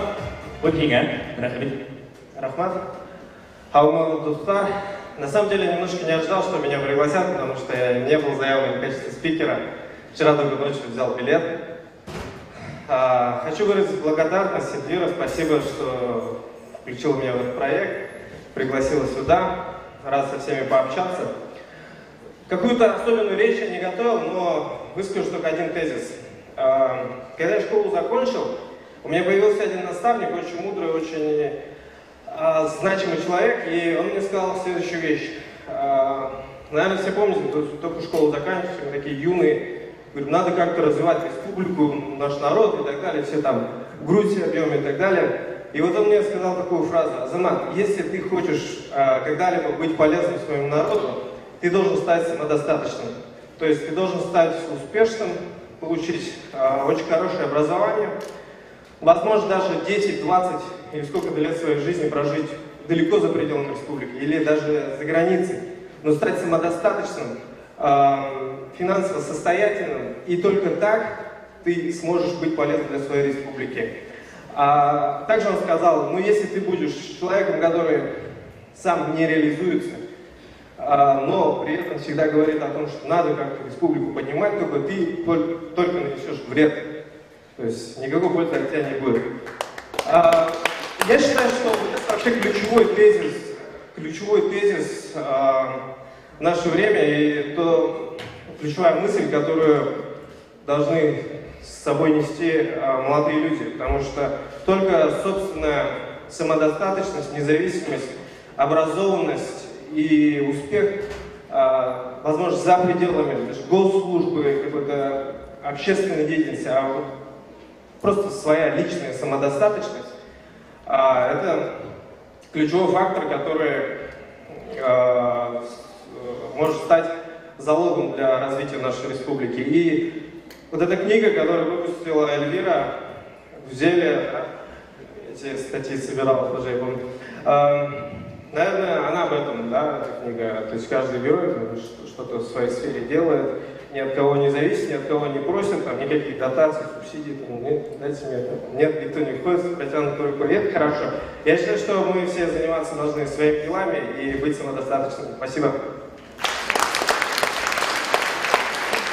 Рахмет, Азамат Лукманов. Береңсе бик файдалы һүнәр янларына шулай бит.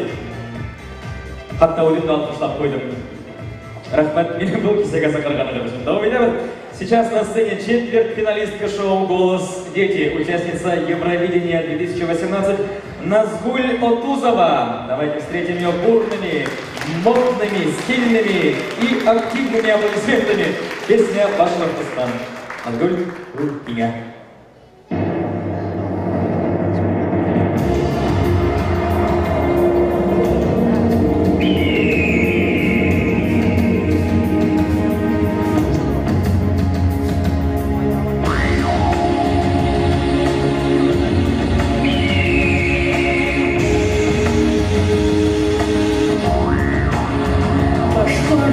Башкортостан изгейрен, ерге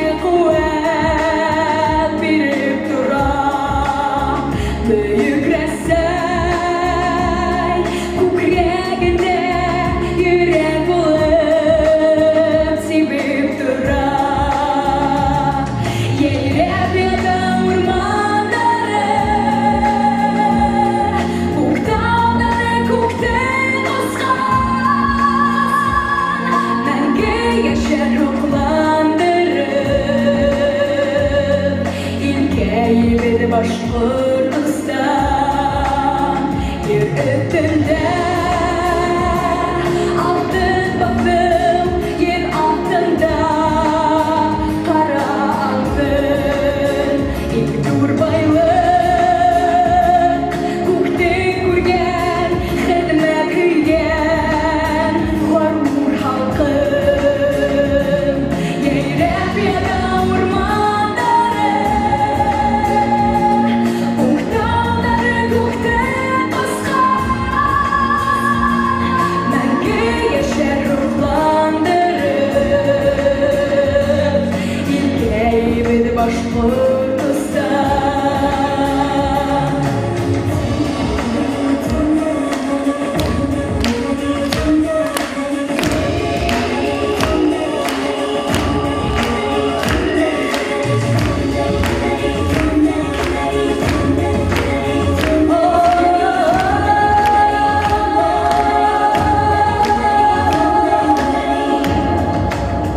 Yerden aşağı milletimizin duvanda yer Başkortus'ta Kukten olar şatlığında, aklığında Bunda taplan Yeyrep yada ormanları Kuktanları kukten Menge yaşar ruhlandırır İlkey bir başvurtustan Yeyrep yada ormanları Kuktanları kukten askan Menge yaşar ruhlandırır İlkey bir başvurtustan Menge yaşar ruhlandırır İlkey bir başvurtustan Başvurtustan Nazgul Kutuzova, hadirin arkadaşlar. Назгуль Балмуштага Гумеров. Назгуль, пожалуйста, останься на сцене. Мы с тобой немножко пообщаемся. Мы же все помним, как Назгуль прекрасно представила нашу республику на проекте «Голос дети» на Первом канале. Да? Да. Мы бы хотели с тобой пообщаться. Тарши кельмет пегадыр Назгуль менен Сахара Алашова Улга. Назгуль, как изменилась твоя жизнь после участия в проекте? Как тебе вообще впечатление «Голос детей»? Ну, во-первых, я набралась опыта. Это, конечно же, самое главное. В дальнейшем это мне пригодится. Во-вторых, меня стали приглашать на концерты. Мне очень приятно. Я с удовольствием езжу на концерты, выступаю. Аплодисменты, Назгуль. Спасибо. То есть сейчас ты занимаешься тем, что выступаешь на различных мероприятиях, таких как это. Но это мероприятие посвящено, как это говорится, сбыче мечт. Есть такое слово? Есть ли у тебя какая-нибудь мечта? Моя мечта — стать человеком, закончить на отлично учебу и заниматься по жизни тем, что мне нравится. Прекрасная мечта, по-моему. Всем вот такую мечту. Аплодисменты Назгуль менің қиялым тұрмышқа ашық кетілейбін. Мына ben бүгін Башқұрт 2.0 деп сөйлешеді. А Назгуль ысынақта Башқұрт 3.0. Чөнки біріншіден Утылова, екіншіден ол ысынақта біздің келесегі. Бізден хымда болған келесек. Рахмет Назгуль неге? Спасибо большое. Һәм біз Назгүлгә шулай ук чөнки балалар вакыты аларына якынлаша һәм Назгүлгә кайтырга кирәк. Без уга был сарала катнашканы өчен рәхмәт хаты тапшырабыз. Афарин Назгүл. Әлбәттә, беренче каналның дипломнарына йетмәй. Әмма шулай да бик йылы хатирәләр калдырган был рәхмәт хаты һинең истәлегеңдә. Наши герои получают образование и опыт в других регионах и приезжают в нашу республику, чтобы здесь создавать рабочие места и развивать бизнес.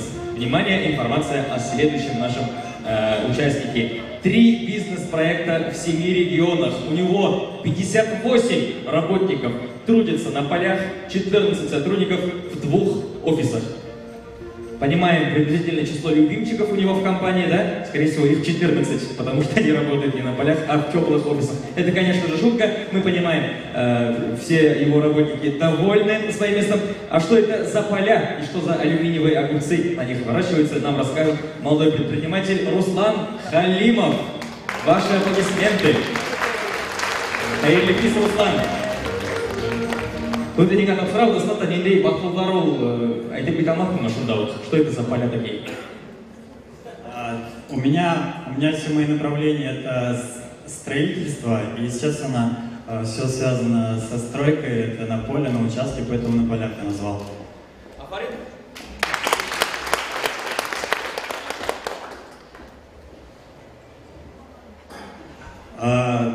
Во-первых, всем привет! Хочу сказать спасибо большое Эльвире за такую книгу. Во-первых, она собрала столько историй. Прочитав, я думаю, эту книгу, у человека в любом случае будут какие-то изменения. Нельзя без этого, потому что я раскрыл, я искренне отвечал на все вопросы. И те вопросы, которые реально помогут развиваться. Это первое. И второе, благодарю за то, что она дала... Я, во-первых, сегодня первый раз выступаю, и она дала такую возможность мне. И вот, спасибо тебе большое. Сейчас я расскажу немного о себе. Как озвучили, меня зовут Руслан Халимов, мне 25 лет, у меня 3 бизнеса в 7 регионах России. Это фундаменты на винтовых сваях, это реставрация ванн и строительство быстровозводимых сооружений. Работаем мы в 7 регионах. На сегодняшний день у меня в 2 офисах это 14 сотрудников и 58 работников на полях. И, наверное, это не было презентации, что нужно сказать. Я также закончил Башкирскую гимназию-интернат, поэтому все, кто здесь рад видеть.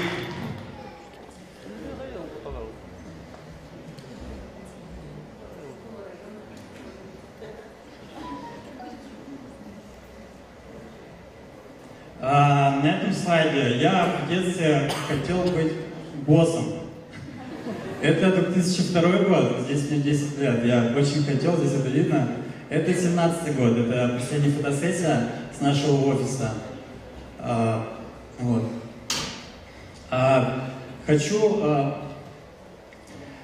5 лет в бизнесе, за это время я выделил 7 этапов развития, моего развития в бизнесе.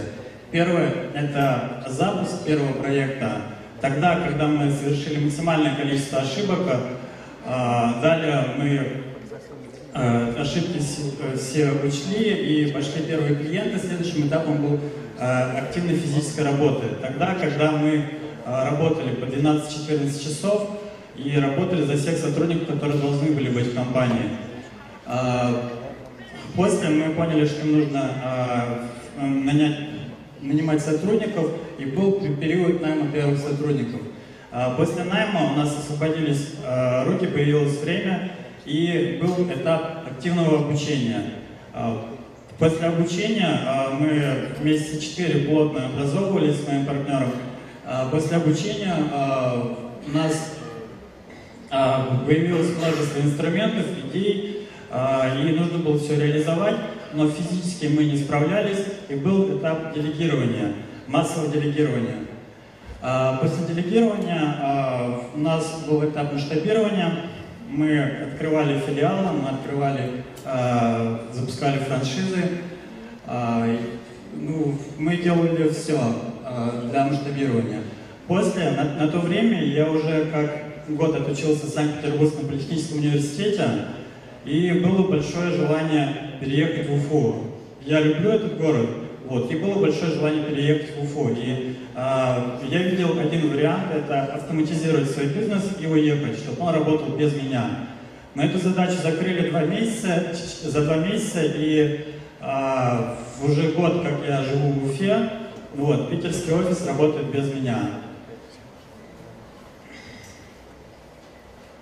Но сегодня я хочу более глубоко раскрыть первый этап – это запуск бизнеса. Так как это самый часто задаваемый вопрос в социальных сетях, все хотят открыть бизнес, и все задают один вопрос – как запустить бизнес, с чего начать? Я, отвечая на этот вопрос, выделил 3 тезиса. Первый – хватайся за все и действуй. Второй – перед запуском анализируй.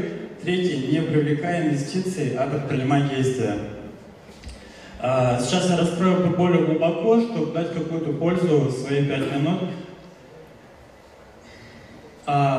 Здесь вот я, когда составлял презентацию, это те ниши, которые мы запускали.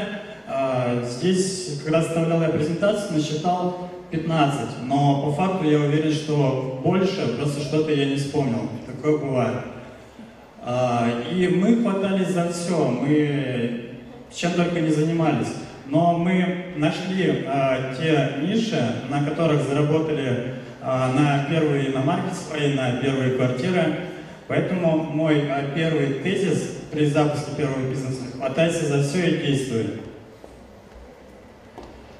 Следующий мой тезис – это перед запуском анализируй. Это поможет вам, во-первых, сэкономить деньги и сэкономить время. В моем случае, если бы я перед запуском каждого бизнеса анализировал, выделял бы на это время, я бы сэкономил 3 миллиона в рублях и по времени 2 года. Естественно, я не говорю про какой-то анализ, который будет занимать месяца, я говорю про поверхностный, изучить конкурентов,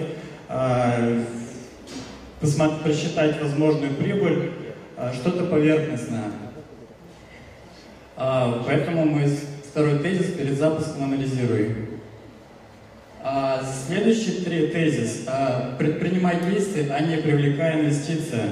Ко мне очень часто пишут люди, которые только начинают, что ищут инвестиции.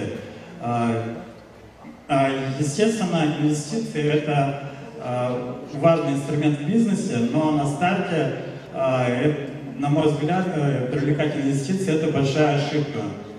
Во-первых, это потеря времени на поиск инвестора, так как для того, чтобы найти нормальные инвестиции, нужно очень хорошо готовиться, что занимает долгое время и затрат. Это время можно выделить на запуск какого-то простого бизнеса с теми ресурсами, которые есть, а уже получившие деньги вкладывать в развитие.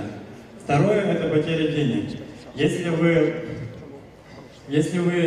в основном на старте 90% бизнесов, они безуспешны, поэтому это влечет за собой потерю денег инвестора, что влечет за собой испорченную репутацию. Если вы один раз потеряете чьи-то деньги, то в будущем уже на работающий ваш бизнес сложно будет привлечь инвестора.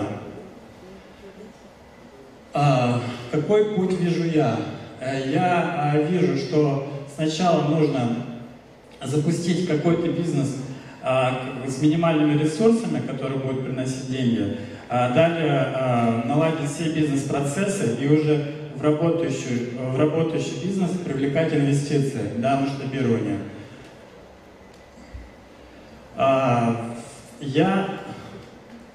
Я на 2018 год поставил себе 10 целей, и часть из них я выполнил. Одна из моих целей – это выступить публично на аудиторию более 150 человек. Если вы сейчас поаплодируете, думаю, цель можно сейчас закрыть. Спасибо большое.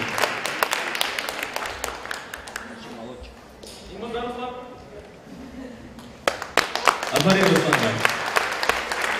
Иң мөһиме был кеше тормышта адашмаган, шулай бит сәхнәле адашкалар. Әйткәндәй, сәхнә тик күп кушу миңа ничектер килешмәй, был сәхнә лә түгел гомумән, бер идәннең бер өлеше, әмма шулай да мин уйлап куйдым, башкортлар да бит хатта идәнгә утырып ашаган. Шулай күрә буны ла сәхнә дип атарга була, ысын мәгънәдә. Афарин яна бер тапкыр Русланга, мөгаен да менә хәзер ошо вакытта һезнең дә сәхнәгә сыгып телмәр тотырга теләгегез уянгандыр, шулаймы? Чөнки беренчедән Газизә микрофонды тартып алырга килә. Зур теләк бар. Икенчедән безнең сыгыш ясалар шул тикелән урухлы һәм дәртләндерүче, хатта һеҙҙең арала бына сценарийда булмаган кешеләр, әмма сыгып телмәр тотырга теләгән кешеләр дә табылды. Уларның араһында Ринат Хиләжев, шулай ук безнең проектта катнашучы, китапта язылган геройлардан береһе. Ринат, сәхнәгә сакарга булды, рәсем итегез. Без идек көтәбез. Айлис, Будерга. Ахмед, спасибо за приглашение. Для меня удивительно оказаться сегодня здесь, потому что о том, что статья обо мне попала в книгу, я знал только в субботу от мамы. Вот. Эльвира, спасибо. Я думал, что пишем просто для сайта. О чем я хотел бы сказать? Много говорили о целях, вот, и хотел бы призвать всех участников проекта к тому, чтобы научить наше подрастающее поколение, тех, кто идет за нами, школьников, старших классов, средних классов, поверить в себя и заниматься на самом деле любимым делом.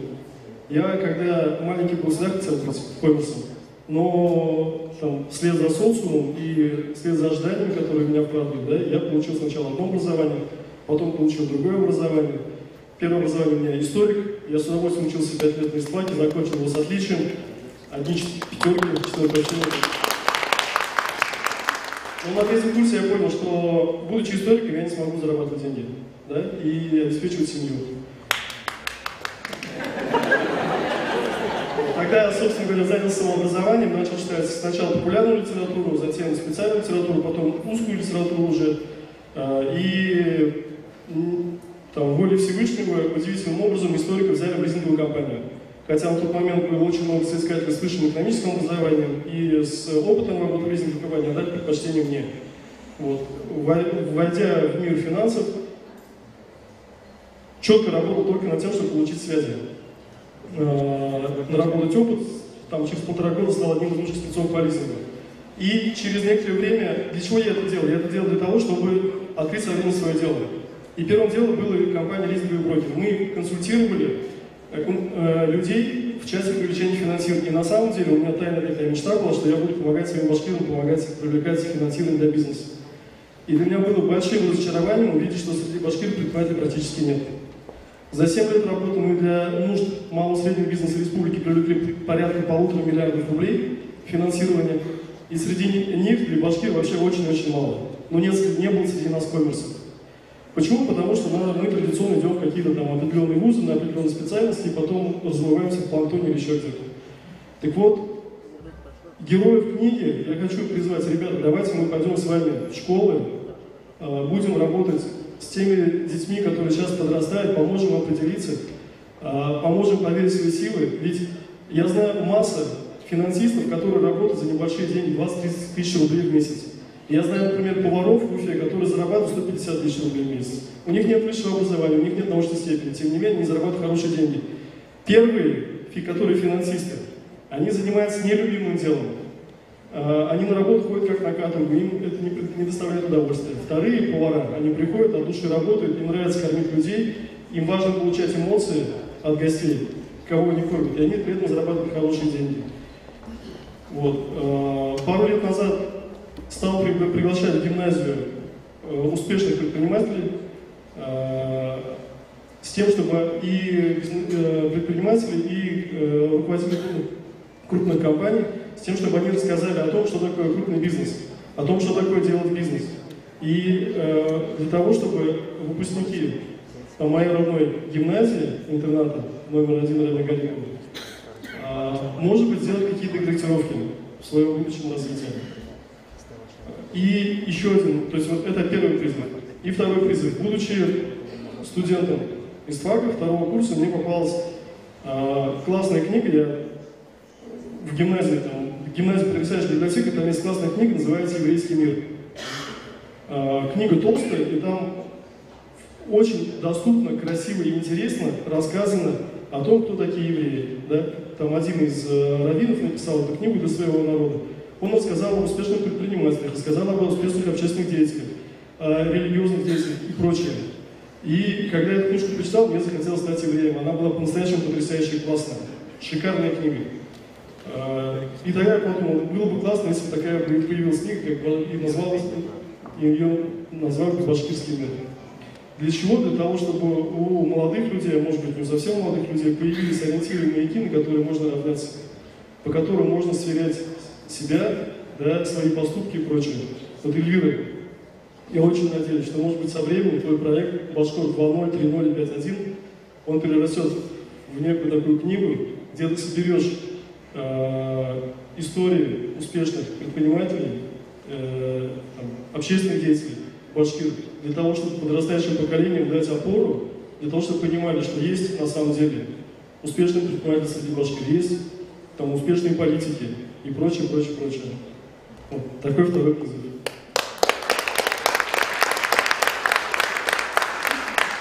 Еще раз благодарю за приглашение, за то, что дала возможность выступить. Выражаю благодарность своей семье, маме и своей любимой супруге, за то, что вы поддерживаете, обеспечиваете крепкий тыл и поддерживаете все начинания, в которых я принимаю участие. Спасибо. Әлегенә тарихчылар акса эшләй алмай дигәнгә алкышлаган кеше 100%лык ихтималлык әйтәм. Ихтималлык белән әйтәм, һәм тарихчы гына шулаймы? Историк только что хлопал, когда говорили, что историки не могут деньги зарабатывать. Потому что нигәдер һәрбер кеше такого мнения о своей профессии, шулаймы? Һәрберебездә шундай бер шикелле. Гомумән тормышка аңгай караш кирәк дип эшебезне дәвам итәбез. Менә миннән еш кына бер дустым һорай. Газиз, һин радиода эшләйһең, Газиз, һин телевидениеда эшләйһең, һин шигырьләр яза, һинең Амилияда әлдән килгән. Һинең дусларың бар, һинең тугандарың бар. Һинең сирең бармы ул? Нисек һин барган да өлгерәһең? Мин уга җавап бирәм. Минең сирем бар һәм ул ябай гына ялгырай. Мин бернемә дә өлгермәйм. Гаилә, дуслар һәм бизнес нисек барыһын да өлгерергә дип атала сираттагы сыгыш яһалсыбызның сыгышының темасы. Хәзер русса уның хакында мәгълүмат. Отснято более 100 клипов. Аплодисменты. Звание «Лучший клипмейкер Республики Башкортостан 2015-2017 годов». Лучший клип в ежегодной премии TMTV в 2016 году. Я больше не буду произносить слова на английский манер, это ужасно. Оператор-постановщик короткометражного фильма в городе Москве «Моя новая мать».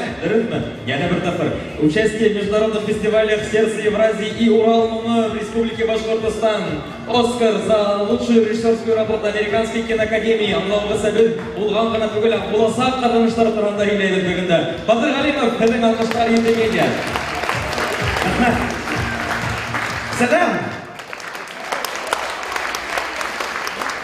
Эльвира, спасибо за приглашение. Я не знал, что будет столько народу. Наверное, я тогда бы не согласился выйти сюда. Я боюсь публичных выступлений. Вот. Кто хоть раз смотрел клип «Едемедия»? Поднимите руку, пожалуйста. Спасибо, Эдуард. Вот. Просто мне так легче. Хочу сказать, что небольшую историю. Я работал на стабильной работе. Но я понимал, что мне нравится снимать видео. Тогда, помню, мой друг Загир Ишкинин, он здесь, он сказал: «Батыр, снимай видео, ты на этом больше заработаешь». Он меня тогда сильно раздражал. Но я в душе понимал, что он прав. Но когда я все-таки решил снимать видео, меня поддержал человек, который здесь присутствует, это моя жена Алия. Встань, пожалуйста. Я тебя люблю. Спасибо за то, что когда-то в меня поверил. Спасибо. И помню, тогда, когда я все это принял, ко мне начали приходить друзья, я начал новые знакомства. И я тогда познакомился с Артуром Батыршиным. Он здесь. Встань, пожалуйста, Артур. Встань. Его никто не знает. И хорошо. Но это тот человек, который пришел ко мне и сказал: наша команда будет называться «Едемедия». Я говорю: ты дурак? Это никто не прочтет, никто не запомнит. Но он тогда сказал фразу, которую я запомнил до сих пор. Неважно, как называется твой проект, бизнес или идея, главное, если ты делаешь качественно, с душой, люди это запомнят.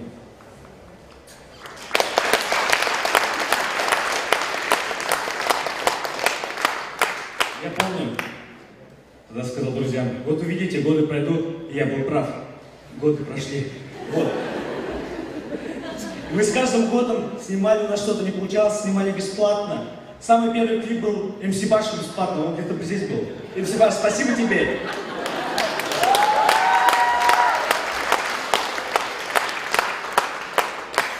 Сейчас мы работаем с известными артистами, с топовыми Башкортостана и Татарстана. К этому мы очень долго шли. Спасибо вам, зритель, за то, что смотришь, ставишь лайки, подписывайся. Подпишись на меня, у меня мало подписчиков. Хорошо. Еще раз всем спасибо, Эльвира, за эту статью, за то, что я попал в эту книгу. Будет что показать детям. Спасибо!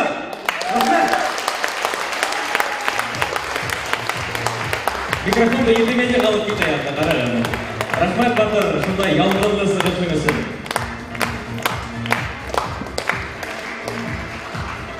Рахмат, күлу яңғыраған йортқа бәхет үді келі, тей япон мәқәлі. Бір иһә артық күлмәгін, юғиһә ары китеу ихтимал дип өттәйбез.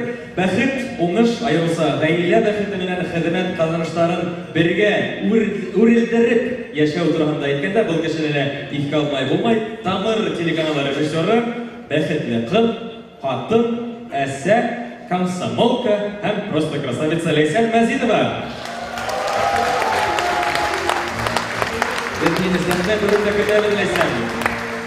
Onun sırasının tüm fikri, dünya bir bütün. Min hüylemeyim, min hüyleşem, min işitmeyim, min tınlayım. Bir de tınlap karayı Leysen'de.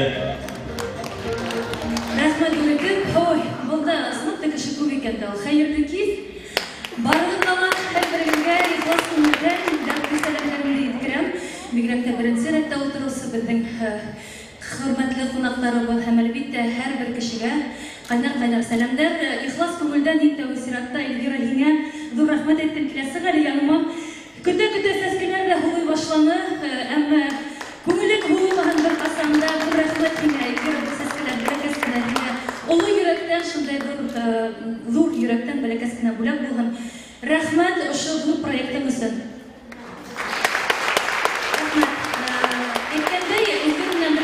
Tanış zamanında biz Baymak rayonunda büyük motor bayram ötkərgəydik tuyda. Mine onlardan tuyunda, Şamil'in onlardan tuyunda alı barısı bulurğa nasip buldu. Hem benim turmuşumda en tövbe ayık tuy, onlardan tuyu bulğaydı. Bugün ihlas kömülden ayta alam, onda onlar mine şıltıratılar. Leysen hıdı tuy ötkərəğim, ayık tuy beytem. Eyy, min көп tapır ötkərgənim var. Ama hıdın tuyunu tövbe heyini bugün unuturlaydır mümkündür indi. İhlas kömülden buna bugün nimeler turağında hülap ketkim kelib, bunda her bir hissi qala aytlarikinde min şunu işlenim, min bunu işlenim. Ama benim dünyalarga en zor qadanışım o sınavda bəxtli qız, Allah'a şükür Atay Seyyin. Men bugün yaratılgan qadın, mening erkekkiz turmuş iptaşım var, yoldaşım. Mening bugungi kunda Allah'a şükür hüya turgan qızım var, hem bəxtli Asay. Dünyalarda en zor qadanışlarım oşu olur, hem menga artıq bir ne kerakmay. Allah'a şükür ipoteka var, Allah'a şükür артымдан кол болгап, менин исим кыланып туруп калган Тамыр телеканалым бар. Һәм әлбәттә, үземнең кискә бизнесым, был бизнес турында бүген һөйләп торырга теләк юк, нерсен дигәндә ул Америка менән бәйле һәм нисек кенә кыен булмаган Америка мине ашата, ипотекамды түләтә, Аллаһка шөкер. Нимәләр төбәккә килә, нерселешение, я не говорю, я разговариваю, я не слышу, я слушаю. Һәм нимәләр турында һөйләгем килә. Мин вообще не люблю башкорт теле менән рус телен кушып разговаривать иткәндә гайме. Шуңа башкортта гына һөйләшергә тырышырмын. Һәм бына шундай идея менән, шундай уй менән сыктым бүген һеҙҙең алдығыҙға. Ҡабул итерһегеҙ дигән ышаныстамын. Беҙ башҡорттар бик күмәк халыҡ, Аллаға шөкөр. Беҙ бик күмәк, бик төрлө ерҙә беҙҙең милләтебеҙҙең аҫыл улдары, ҡыҙҙары йәшәй. Бөгөнгө көндә ошо башҡорт дигән проект ул бының турала иҫбатланы, дәлилләне. Безнең Ер шарының, матур Ер шарыбызның кайсы нөктәһенә генә барып күзеңне төбәмә, онда безнең башкорт халкыбызның, башкорт милләтебезнең ысын уллары, кызлары яшәй, Аллага шөкер, һәм без бердәм булырга тиеш дигән зур теләк миндә бар. Бүгенге көндә ул яшерен батырын түгел, кайсы берәүләрегез бәлки минем менән килешмәенсә, бәхәскә дә сыгыр, әмма мин үдем был юлдар аша үткәнмен һәм үкенескә каршы буның турында һөйләргә кирәктер. Без кайсы бер башкорттар бер-беребезгә ярдәм итәргә йыванабыз, уңайһызланабыз, кайсы бер сакта вакыт йетмәй бер-беребезгә матур һүз әйтергә. Һәм бuna тезистарымда телефондан карап әйтәм, теманан ситкә китмәс өчен bir sekund. Тәүге тезис ул һәр нәмәнең яны бар, хатта таштарның да. Без бөтенбез дә бу дөньяга Аллаһ Тәгалә тарафыннан яратылабыз, безнең һәрберебезнең яныбыз бар һәм ошо янды, ошо күңелде бер һүз генә лә юкка сыгыра ала. Без канатланып ниндидер эш башларга торганда, бер кешенең үзе безнең канаттарны кырка ала. Һәм без бүгенге көндә ошондай йыелган башкорттар без бер-беребезгә ярдәм итә алабыз. Һәм әгәр дә һезгә һездән кесерәк яки һездән олорак кеше ярдәм килеп торһа, һез уга эш менән, акса менән ярдәм итә алмаһагыз да, күңел менән, һүз менән булһа ла ярдәм итегез. Әмма һүздән дә зуррак, әгәр дә ярдәмегез тигә ала икән, ярдәм итегез, чөнки bundan da зуррак бәхет юктыр. Үземә килгәндә инде әлбәттә төрле мәлдәр булганы бар, әмма буна яшәй килә, уйлай килә теге сәсенә сатышка дәлесен мәхәллә башланмыймы. Шуңа карамастан әйттем килә буна үзем дә бик күп тапкыр юк дигәнем булды. Бүгенге көндә үкенәм, бүген һәм қолдан килгәнсә ярдәм итәргә тырышам, кемгә генә булһа ла.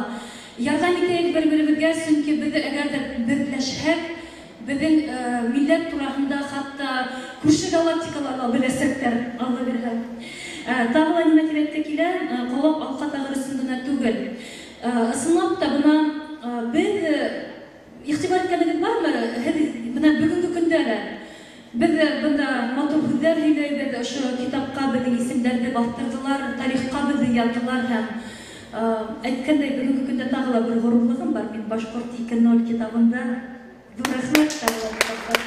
Һәм минем өчен бу бер горурлык, ата-әсәем өчен дә бер горурлык һәм буна без әлеге көндә ошонда ялкынлы һүзләр әйтәбез. Ә күптәребез телефонда һәм уйлап карагыз, колак ни өчен кирәк? Колак тыңларга һәм ишетергә генә түгел, тыңлар өчен кирәк. Был уйга мин шулай ук 5 ел элек килдем. Өкенескә каршы нык авылдан буң әсәем бөтенләй ишетмәй. Ул туу тормыш менән яшәй, Аллага шөкер, янсәрен көтә, безнең өчен зур терәк. Әмма ул буна шундай бер зур бәхеттән дип әйтәм икән торып калды, ул ишетмәй инсульттан. Һәм шул вакытта минең уйыма, күңелемә шундай не килде. Беләсезме, буна ул колак ул бар, әмма кайбер бер кешеләргә уны кыркып ташлаганда гел түгел хымак. Кайбер бер түрәләргә хатта уны кыркып ташлаганда бер нимә дә булмап хымак. Ни өчен дигәндә, уны тыңлай белү зур һәлак. Һәм әсәем бүгенге көндә симфоник оркестрның концертларына йөрергә ярата. Кустым балетта, ул балетта барып карай. Ул голос проектын карай һәм Назгүл уның өчен янып көйеп утырды инде бу кыз өчен. Мин әсәгә әйтәм, әсәем әйтәм, һин бит ишетмәдең, нимә карайһың монда? Әсәем әйтә, сыгып биючеләрнең хәрәкәтләре минем өчен ул һүз. Буна оркестрда уйнаган һәрбер скрипкасының, виолончелистның, белмәйм, һәрбер кешенең нисе китеп, улар бит дәртләнеп китеп, моңланып китеп уйнайлар. Мин улар аша моңды ишетәм, мин улар аша ишетәм ди. Һәм ысынлап та буна бер-беребезне ишетәйек, бер-беребезне тыңлайык һәм бер-беребезгә битараф булмайык. Мин ошо идея менән, ошо фикер менән бүгенге көндә янып яшәйм һәм һәрберегезгә ишетелгән шәхес буларак безнең башкорт халкыбызны күтәрергә, бердәм булырга өндәренем. Илгире заманында Баймак районы кызы битендә әйткәндәй, Баймак тагы бер горурланырлык өлеше бар икән дигән. Безнең якта Петербург калаһында яшәһә дә, аның күңелендә дәрте бар, рухы бар. Уның рухташлары бар. Ошо китапта уның гына бу проектты бит инде бик күп авторлар алып бара. Һәм һәрберегезгә ҙур рәхмәт. Бына безнең һымаҡ, мин үҙемдә инде ҙур шәхес дип әйтмәҫ инем. Мин үҙемнең яратҡан эшемде эшләйем. Ошол һава менән тын алам, үҙ телемдә һөйләшәм, үҙе халҡыма кәрәкмен, Аллаға шөкөр. Һәм ошо менән бәхетлемен һәм беҙҙең турала һеҙ һөйләйһегеҙ икән, тимәк, беҙ тағы ла бәхетлерәк. Һәм был проекттағы ла йәшәһен, ошонда залда ултырыусы бик күп йәштәр тураһында тағы ла бик күп матур мәҡәләләр сыҡһын. Һәм был китап һуңғыһы булмаһын. Беҙҙең халҡыбыҙҙың һәр бер кешеһен китапҡа яҙырлыҡ, сөнки беҙҙең һәр беребеҙ ул ошо матур ергә, беҙҙең Башҡортостаныбыҙға не зря мы родились башкирами дип әйтә минең атайым. Шул һүҙ менән тамамлап ҡуяйым. Һәм берҙән булайыҡ, татыу булайыҡ тигән идея. Ҙур рәхмәт иғтибарығыҙ өсөн. Рәхмәт Ләйсәнгә. Алҡыштар. Бында проекттың киләсәге тураһында күп кенә фаразлар яңғырар. Нисегерәк яңғырар уның исеме Башҡорт 2, шунан Башҡорт 3. Минеңсә шулай буласаҡ. Башҡорт 4, Башҡорт 5, Башҡорт 6, Башҡорт 7, Башҡорт 8, ә унан һуң Башҡорт X. Аңланығыҙмы, ә? Бұл айфон турында шаяртыуым. Ярай, минең шаяртыуҙарым һеҙҙе тамам ялтытмаған теләк. Кисәбеҙҙең иң тулҡынландырғыс мәленә күсергә тәҡдим итәм. Русса әйткәндә розыгрыш книг и билетов. Хәҙер итеп мин сәхнәгә саҡырам. Позвать хочу на сцену человека, который завалил Уфу айфонами, а наши с вами новостные ленты Инстаграма постами о розыгрышах. Снова зовем на сцену бурными аплодисментами Динар Шакиев. И, конечно, человек, который нас всех здесь собрал, Эльвира Муталова. Алҡышлап ҡаршылағыҙ, йәнә бер тапҡыр алҡышлар. Хәҙер Эльвира беҙгә тәфсирләп аңлатып бирәсәк, нисегерәк. Әйе, шулай уҡ сәхнәгә саҡырабыҙ, импровизированный булған сәхнәгә. Агент по маркетингу представителя авиакомпании «Турецкие авиалинии» в городе Уфа Рустем Абдразаков. Бурными аплодисментами прошу поприветствовать на сцене этого уважаемого человека. Түрік һауа юлдары компанияның вәкиле. Әйдә, әгәр рәхим итегеҙ. Бер юлы ике кенделә сәхнәгә саҡырға булдыҡ, сөнки беҙҙең талабыбыҙ шундай булды. Хәҙер инде Эльвира беҙгә барыһын тәфсирләп аңлатып бирәсәк. Нимә уйнатабыҙ, нисегерәк булыр ул конкурс. Дөрөҫ, рәхмәт. Хәйерле кис, хөрмәтле дуҫтар.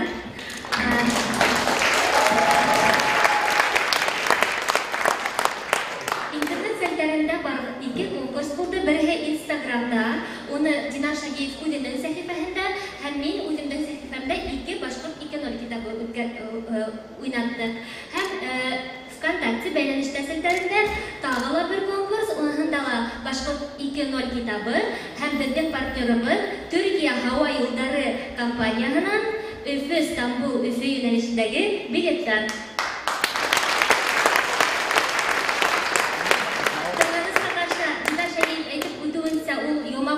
Ҡуҙғалды. Ул ҡайтып китте һәм ул үҙенең һөҙөмтәләрен миңә әйтте. Динар Шакиевтың Инстаграмында барған конкурстың еңеүсеһе ул Азалия Ғәлләмова. Азалия, рәхим ит сәхнәгә.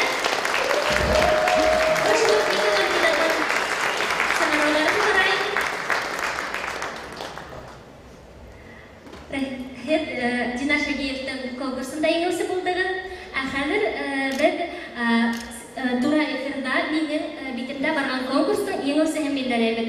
Бының өсөн Илдарҙан экранға конкурсты күрһәтеүҙе һорайым. Бына хәҙер үҙегеҙ күреп тораһығыҙ конкурс дөрөҫ. Унда берендә лә алдау юҡ, 61 кеше. Хәҙер беҙ баҫабыҙ кнопкаға һәм беләбеҙ 9-нсы һанлы кешенең исеме, 28-нсе һанлы кешенең исеме. Ул 9-нсы һанлы кешенең исеме ул Йәшлек 1. Инстаграмда Йәшлек 1 тигән артында кем ултыра? Бында юҡтыр, әммә ләкин был егетте беләм, ул футболкалар менән шөғөлләнә. Йәшлек 1.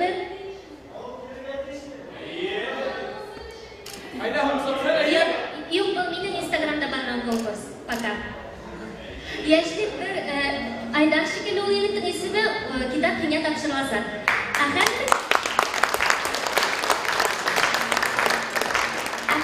киләһе конкурс, ул ВКонтакте бәйләнештә секторында барган конкурс, онда мотлак килеү. Иң ысынлап та рәхмәт тамашачылар, дөрес әйттегез.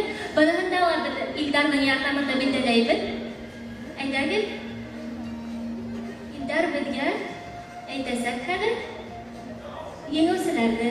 Радик Аюпов башҡорт икенлек китабы менән бүләкләнә.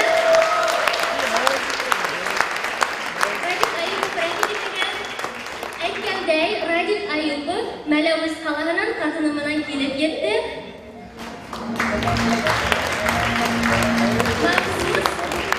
Махсус рәүештә ошо конкурска килеп етте. Ярдәмселәр башҡорт икенлек китаптарын сығарыуын һорайым. Байрас, Рүзилә, 2 китап килтерегеҙ һәм шулай уҡ Динар Шәгиевтең һорауы буйынса тағы ла мин китаптарҙы тапшырып үтәм. Әйтеп үтәйем, мин дә үҙемдең исемемдән Республика Башҡорт гимназия интернатына китаптар тапшырдым. Шулай гимназия сығарылыш уҡыусыһы Динар Шәгиевтән шулай уҡ үҙе исеменән китаптар тапшырырға теләй. Ул миңә яңы ғына хәбәр итеп яҙҙы, Рәйлә Хәйҙәровнаға 5 китап гимназияға тапшырығыҙ тине. Рәйлә Хәйҙәровна, рәхмәт итегеҙ.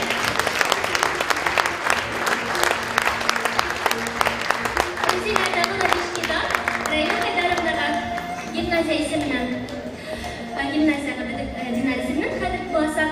Һәм шулай уҡ Алмас Хәтмуллин Ираҡтағы беҙҙең уҡыусы, гимназия уҡыусыһы ла һеҙгә китаптар тапшырасаҡ. Бәлки уже тапшырғандыр да әле. Бына һеҙгә китаптар, Рәйлә Хәйҙәровна, рәхмәт итегеҙ. Һәм шулай уҡ башҡорт икенлек китаптары хәҙер һеҙгә.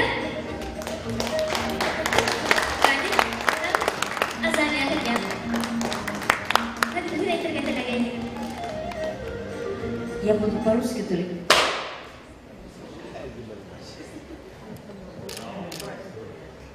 Я очень рада, что я работаю в Башкирской республиканской гимназии-интернате номер 1. И мне посчастливилось обучать этих наших ребят. Они у нас сидят за партами. И я вот 19 лет уже работаю в этой гимназии, и я восхищаюсь. Многие мои ученики попали в эту книгу. Руслан Халимов, Марат Тухватуллин, Алмаз Хатмуллин. Алмаз я со 2 класса учила. Ну и мой сынули, конечно. Я очень рада. Такое большое дело вы сделали. Надеюсь, что это первая ласточка вашей книги. Дальнейших успехов.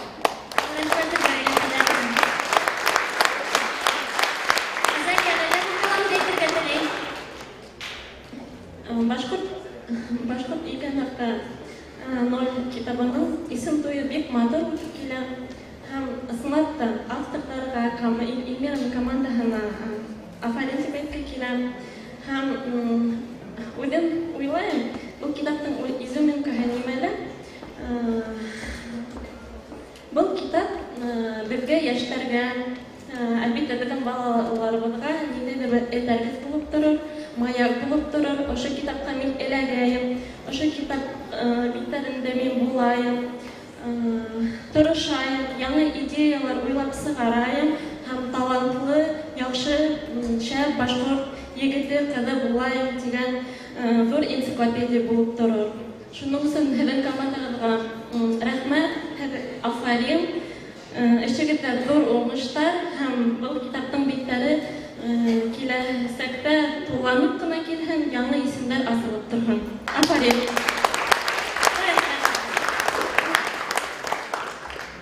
Һаумыгыҙ, Мәләүез ҡалаһынан килеп еттек. Күмертауҙа эштәр бар ине, 1 сәғәткә аңлап килдек. Шуға был китапты иң беренсе мин үҙебеҙҙең Мәләүездәге ойошмабыҙ бар, Яугир ойошмаһы, шунда бүләк итермен. Потому что мин мотлаҡ 2 китап үҙем алам тип килдем, аласаҡмын алайҙа. Шуға бынан бүләк итермен. Шуға кәләшем гел хуплап, әйҙә тип әйткәндә, тиҙ генә әйҙә тип тора. Шуға тип гел йәшәйбеҙ. Үҙемдең эшем бар Мәләүездә, был китап этәргес булып торор алайҙа. Ҙур рәхмәт ошондай китап.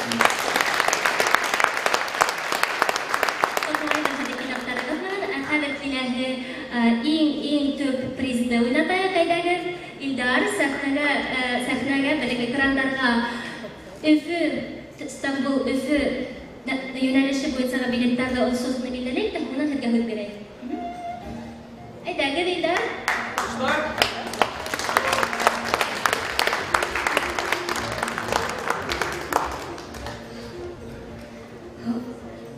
Şunday minutlar doltanlandırırız.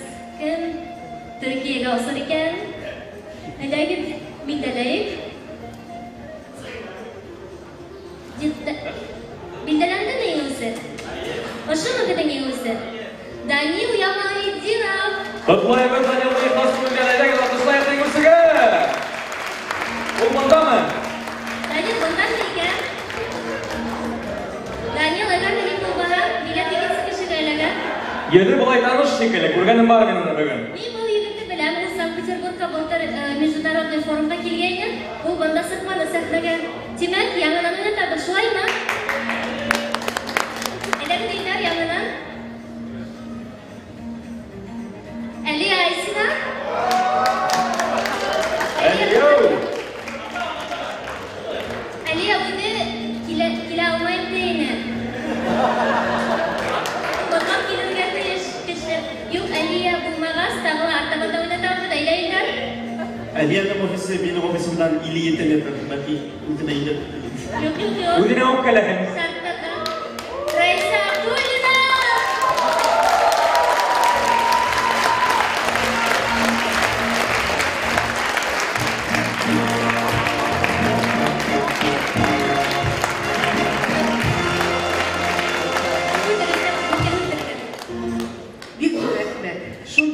Матур презентацияға келгенімді шол цеклім шатланам. Биыл 2 тапқыр Turkish Airlines'ten ұстым. Әлі бір ай іліккіне командировкынан қойттым дедім. Авиакомпанияның аша шуға бик dur рахмат, мен бик бәхетлі бүгін. Шол цеклім күткенім.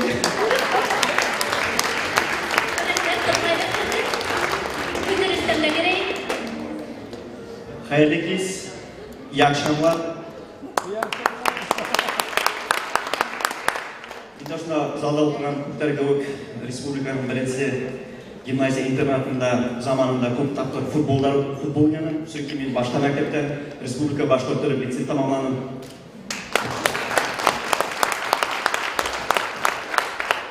Тәусиратта ошо мәртәбәле сақырған үшін һәм ошо китапқа сығаруға көп бөліш алған командаға һәм айырылса Эльвираға зор рахмәттерімді білдірем. Бұл китап оңай болмаған. Zamanında benim bir otostop şuna bir rivayet edip кейінен. Bir bakşa өт қалағында халқының уға тоғыру мекенесі екенін білерге тілегенді. Hem бүті ярындарын сақырып еткен. Әдегет ошо қаланың ортағында бір соқыр қалайық басейн ішеткен. Hem бүті халқын айткен. Бүті халқын ошо бір төлісінде ошо басейнді әркім бірер билері хүт келтіріп тұлтырып деген. Бүті халық ризалашқан.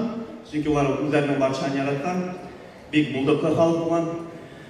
Түн ортаңда бір кіші өлейкен. Бүтәлі қазір бірер бедері хүт кетіресек, мен бір бедері хау кетірем, бір өді келмес, бір өді амамас, бұнда бірінде ғайыпты бір өді тапмас дегенді. Шылай етіп, бүтәлі хүт ташыр уақытта бұл өді бір бедері хау алғанда, шыл бассейнға апарып алғанан дейді. Tutturgan değil. İtensek paralar bu basın tuğlu hava ekan. Yani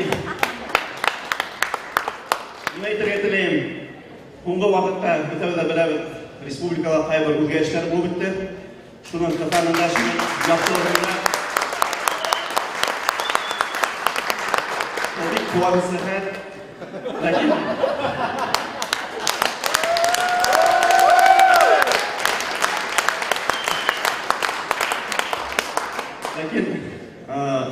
bizim Respublikanın yanı yetakçileri tılsımlı tayağı onun yok. Bir hüttevde bizim Respublikada halde yaxşırtmaysak. Şuğa her birimiz buna aşı rivayetteki hıv taşımsı tugul, hüt taşımsı bulayaq. Her bir başkurt yigitli tadı uydalı, uyduğun eşin asın, payı ülkelerine işlemeyen bulduklu bolun, hem durmuşlar öyleşen. Hem bugünkü saralar men şunday yaşlarni ko'ram.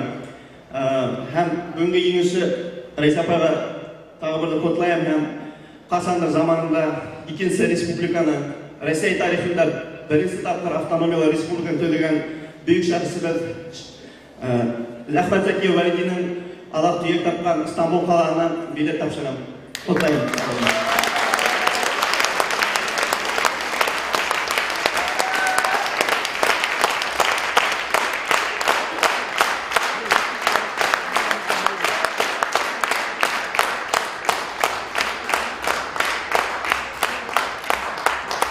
Микрофон инде Газиз. Бик зур рәхмәт һәм укытучы буларак, хатын кеше буларак, ошында утырган яшь, талантлы егеттер, кызларга карап шул тиклем шатланам, шул тиклем горурланам. Һәм әсәй буларак Эльвирага, аның әсәкнә карап утырам да күз тимбәм. Аллага шөкер дип. Яңа уңыштар һеҙгә. Яңа китапта, яңа илһам булган шундай матур кисәләрдән бу. Бик зур рәхмәт. Һеҙгә бик зур рәхмәт. Рәхмәт һеҙгә, Рәйсә ханымға.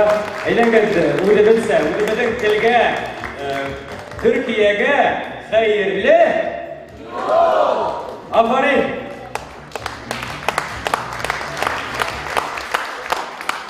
Беҙҙә бында иҡтисади көрсөк, аулар бассейнды һөт менән тултыралар. Шулаймы? Үҙенсәлекле тарих. Әйҙәгеҙ, бөгөн беҙҙең проектта ҡатнашыусыларҙың барыһының да һүрәттәрен ҡарап сығайыҡ, кемдәр булды был проектта. Афарин, барыһына ла алҡыштар.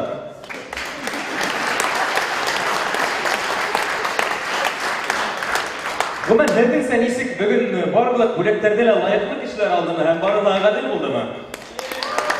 Ғәҙел булғанына үҙегеҙҙең ҡарашығыҙҙы белдереп, алҡышлағыҙ әле йәнә бер тапҡыр.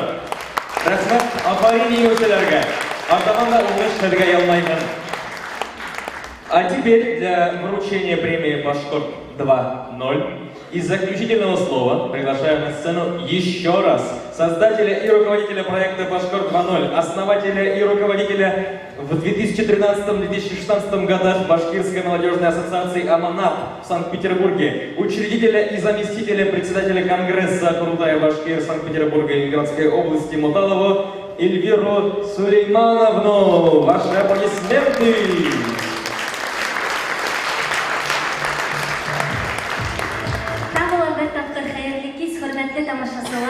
Кадерле дуҫтар, туғандар, гимназистар, килгәндәр, уҡытыусылар, һеҙҙе ошо Башҡорт 2.0 китабының презентацияһында күреүемә бик шатмын, һеҙгә рәхмәтлемен. Тиҙҙән был проектка 5 йыл була бит инде. Ошо 5 йыл эсендә беҙҙең авторҙарыбыҙ менән эшләгән эштең һөҙөмтәһе, ошо китапты күреү, был беҙҙең өсөн ҙур ҡаҙаныш. Шуға күрә миңә ошо проектта ярҙам итеүсе һәм ошо проект менән ҡыҙыҡһыныусы һәр бер кешегә рәхмәттәремде белдерәм. Улар әлбиттә иң тәү сиратта авторҙар. Улар беҙҙең уҡыусыларыбыҙ, беҙгә кәңәштәрен биргән, ошо герой тураһында яҙығыҙ, ошолай эшләйек. Әйҙәгеҙ, мин һеҙгә шундай идеяларым бар тип яҙыусы кешеләребеҙ. Шуға бөтә халыҡ ошо проект менән ҡыҙыҡһынғас, үҙҙәренең идеяларын тәҡдим иткәс, ул шулай итеп үҙешеп китте тип уйлайым. Шулай уҡ мин ҙур рәхмәтемде белдерәм ошонда ултырған беҙҙең арҙаҡлы шәхестәребеҙгә. Улар да миңә заманында һәм хәҙер ошо бөгөн презентация көнөндә ярҙам иттеләр. Шуға күрә мин рәхмәтемде белдерәм. Шулай уҡ мин рәхмәтлемен үҙемдең әсәйемә. Ул миңә бөтә яҡтан да ярҙам итеп тора. Минең апайыма һәм һеңлемә иң оло рәхмәтемде мин үҙемдең тормош иптәшем Шамилға белдерәм. Сөнки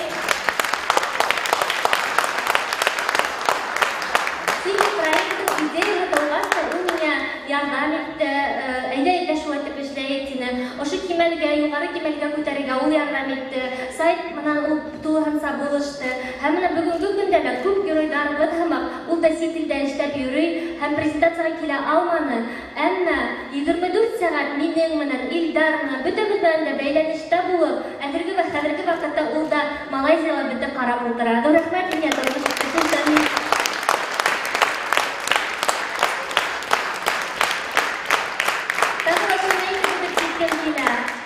Беҙҙең геройдарыбыҙ сит яҡтарҙа эшләйҙәр, тәжрибә туплайҙар, уҡыйҙар, белем алалар. Әммә күптәре барыбер үҙебеҙҙең республикаға әйләнеп ҡайталар.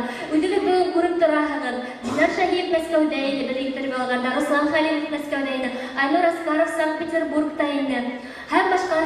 Шулай ук авторларыбыз Мәрьям Елданова, Фатима Янбаева, Гүзәлия Тулубаева, Азат Бикбулатов. Булар әлеге көндә барыһы Өфө калаһында яшәп яталар. Шуңа күрә без әйтергә теләйбез инде, үзебезнең республикабыз өчен эшләйек бергәләп. Шулай ук мин тагы да бер тапкыр кабатлайм. Безнең геройдарыбызның һәрберсенең проект, безнең республикабыз менән бәйле проектлары бар. Мәсәлән, шул Илдар Кинябулатов, ул хәзерге вакытта безгә туры бәйләнеш булдырып утыра.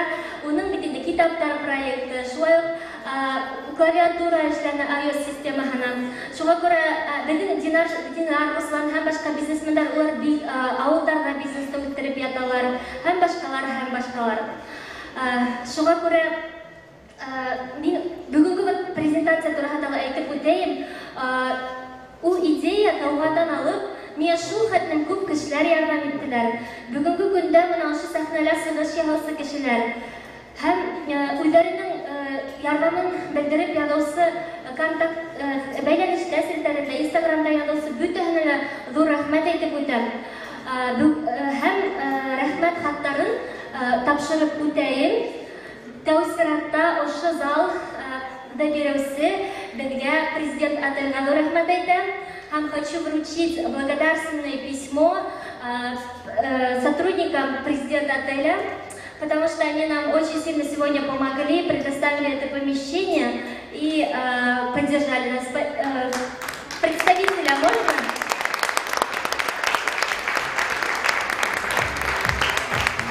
Спасибо вам большое. Наши партнеры,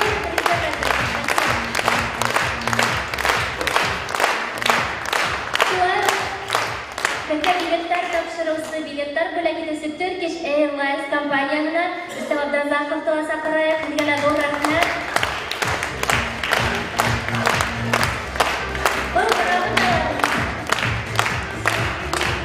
Бұл грамоталар Санкт-Петербург һәм Ленинград өлкәһе башкортлары корылтайы исеменнән бирелә. Чөнки мин үзем шул корылтайдан һәм бұл рәхмәт хаттары Санкт-Петербург корылтайынан. Рәхмәт сезгә.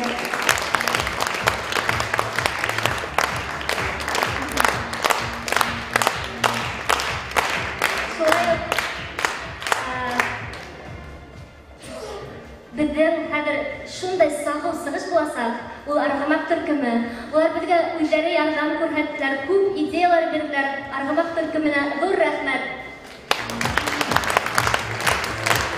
Рәхмәт Ринат. Бүген руководитель Ринат Авазаров. Тагы әйтеп үткән килә, менә ошо көнгә бик күп кешеләр менә волонтерлар бит. Мин шуны аңладым. Безнең Башкортстанда шундай шәп оешма бар. Ул Ассоциация молодежных землячеств Республики Башкортостан. Уларның ярдәме шулай ук бик нык зур булды һәм уның җитәкчесе Байрас Азаматовка хат тапшырырга теләйм.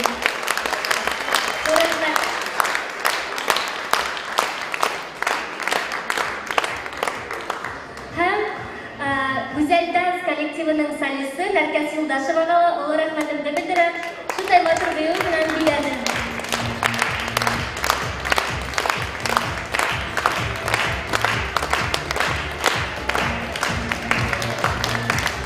Рәхмәт сезгә, Нәркәс. Хәзер тагы ла бер тулкынландыргыс мәл, ул Башкорт 2.0 премияһын тапшыру. Менә ошо алдыбызда утырган мәртәбәле жюрилар арасында күсергәнешле хором булды бит инде. Күзләр әйттеләр, улар төрле уйларының версияларын әйттеләр һәм геройдарыбыз шундай шәп, шундай алдынгы һәм улар арасында шундай хайлау бик кыен булды. Шуңа күрә дә бик күптәренең бик күп тавышлар менән егеүсенең билдәләп үтәргә теләйем. Премияны мөмкинме бында? Башкорт 2.0 премияһында иң алдынгы, иң тырыш, Башкорт халкы республика өсөн янып йөргән шәхестәрне билдәләйбез. Һәм шуларның еңеүсе әйтеп, безнең жюри фикеренчә Ринат Рамазанов билдәләде.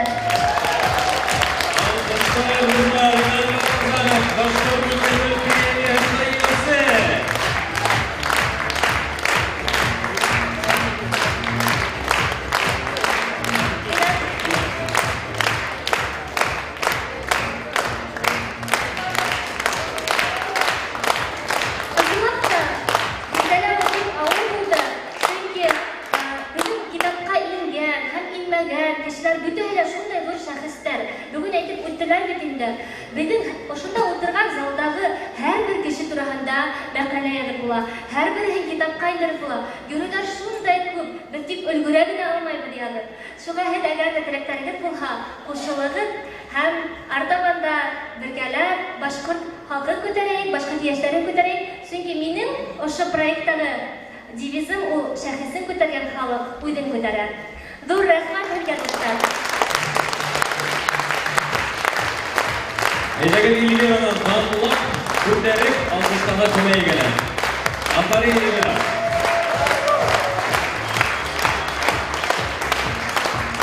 Рәхмәт.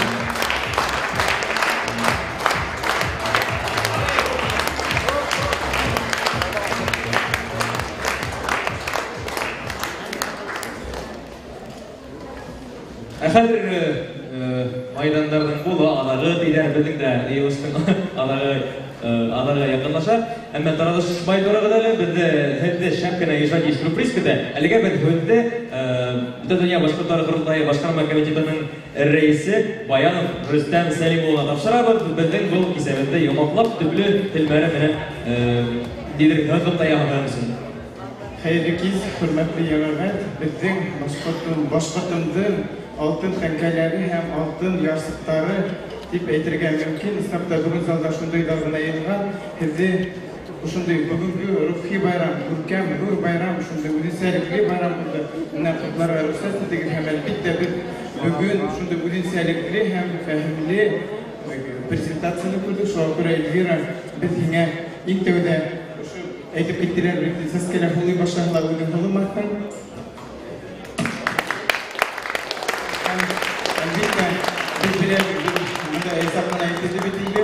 Biz yanı devirde yaşay başlayan bu sözler şunday mahtur, ülkem uygunselikli bugün saranı kurduk. Bizim Respublika başlığı almasından biz çok ümitler kütəbir. Hem de bizde kutlav hatları giberlikte indirdi bizim yanı Respublika başlığına. Elbette şu Elvira'ya gelgende Sitya ülkede yaşayıp şunday dur işler başkarıp bizim Başkırtistan'dan sıkkan türlü ülkelerde yaşayıp icaz etken uğrunu tapkan yaşlarda birleştirip şunday matur kitap sararganı için o dur batırılık hem elbette o dur tevekkellik hem talapsanlık talap ede. Elvira elbette yine tileyir şu tevekkelliği talapsanlığın yine ergenden gitmeyen hem elbette şu yemeğin içinde öldü katlaşkan Peterburg kalahında yaşap girgen bizden kılıbı, başkırt kılıbı. Türlü tübeklerde şunday algınlığı, umuşlu başkırt eşler tutlava hem yaş şahıslarda ruhiyaktan bitirge tuz ülüş indirgen için olu rahmeti bizde yetkirabet hem rahmet hatın birge ruhsat edik.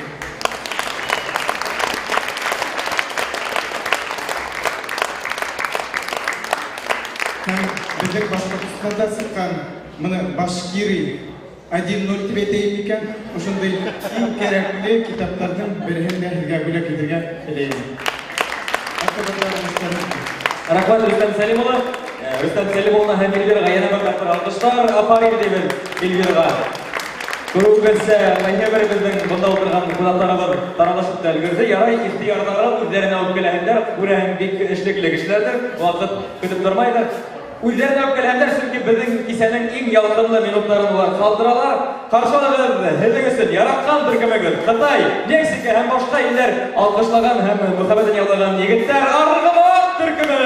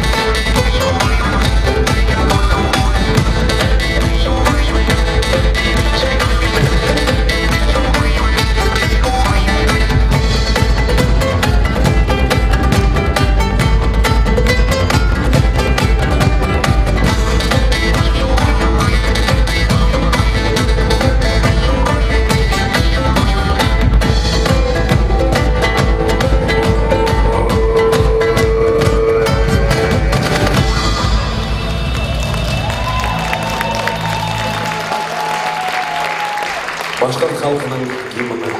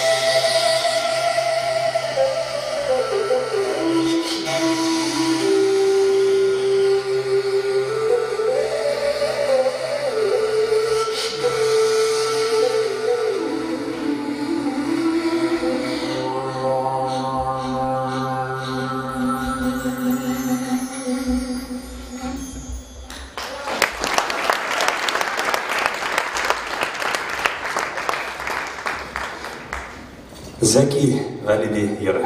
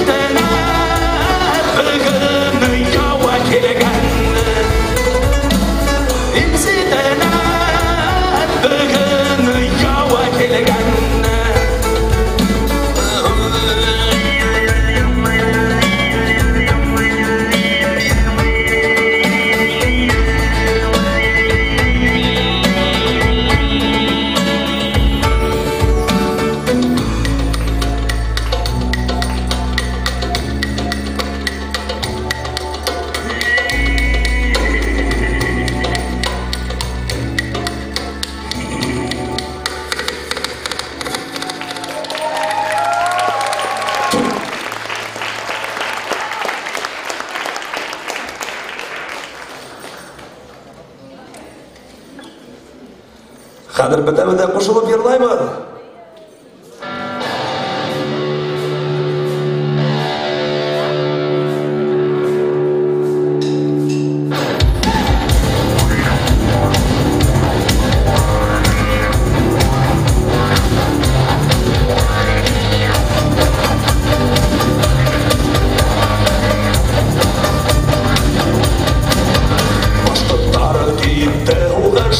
Ұдатып қалыды көк орал, ат ойнатып аудан бара, жаймыратып генерал, ат ойнатып аудан бара, жаймыратып генерал. Хайда!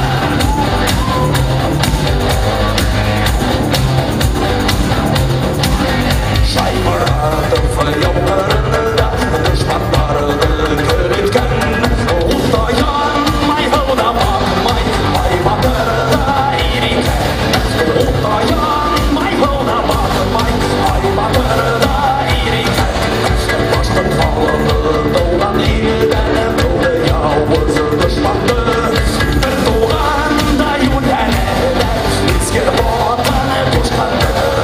Бір туғандай өтәнеді, ескер отаны дұшпанды. Хайда!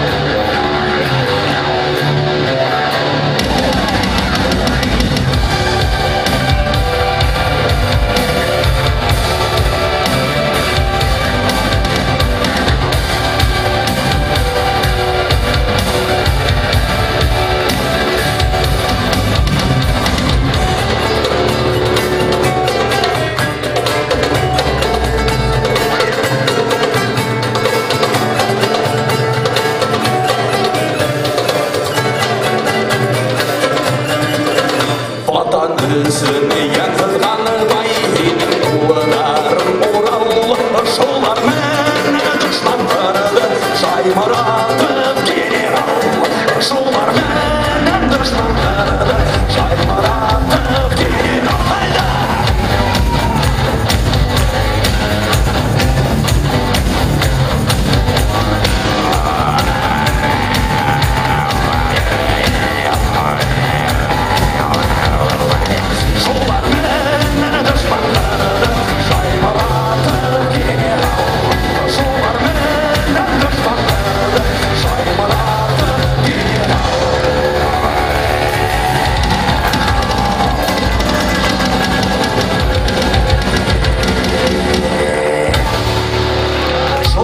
Душман құрған Шаймұратов генерал.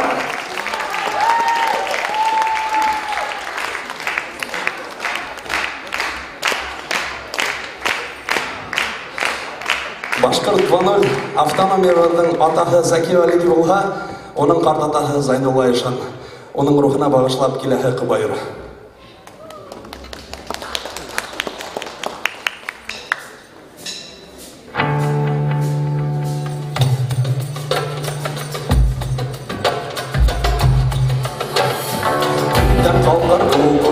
Асылырғы төбәлер, ядартынан яй болыр, төпендерге пай толыр. Олындарда, тұрдарда, көңілдерді ердарда, ойнай башлар тайтыла, кішнап қойыр ақ болар.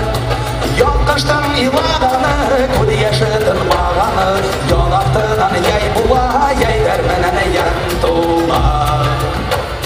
Сабай Аллах бидәге, оның бір көтәнәге, бидәк демәк Зайн Аллах, аты болғаны Зайнулла.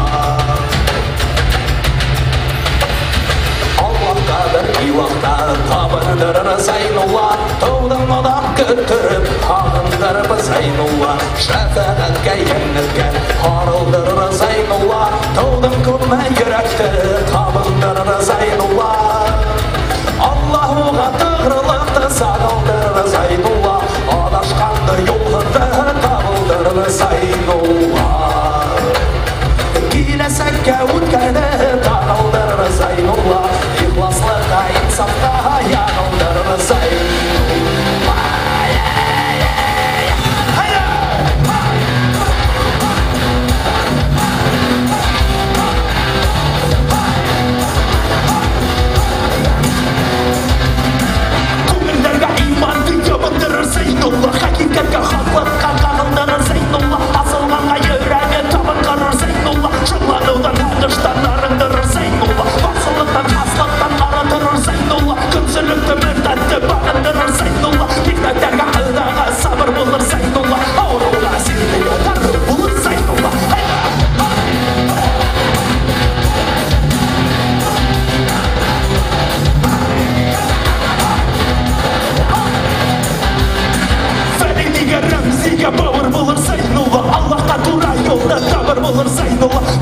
Қанға ишекте жабыр болыр Зайнолла, қаны қанға халқына дауыл болыр Зайнолла, асыққанға әкетке ауыл болыр Зайнолла, наданлыққа бақлыққа ябырылыр Зайнолла, мәңгілік қапқаларын асыр болыр Зайнолла, қытым заман хидметін алыр болыр Зайнолла.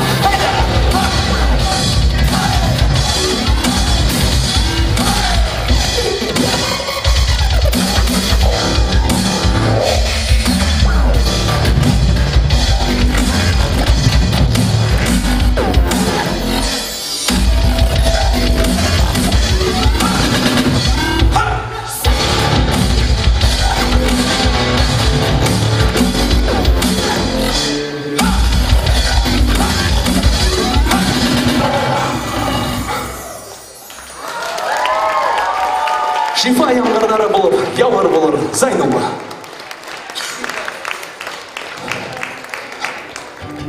Илем.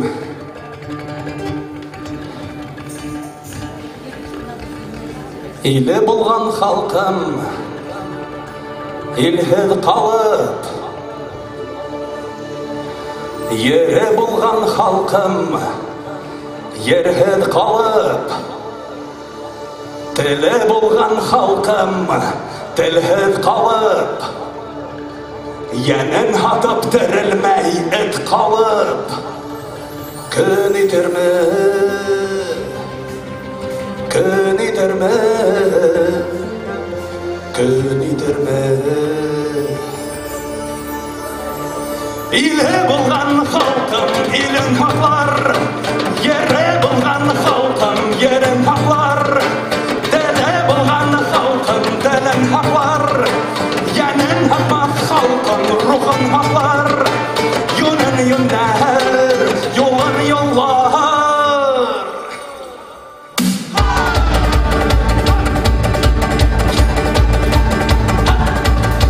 Ирек дауларҙай көсө бар микән, илен дарҙарҙай дәрте бар микән.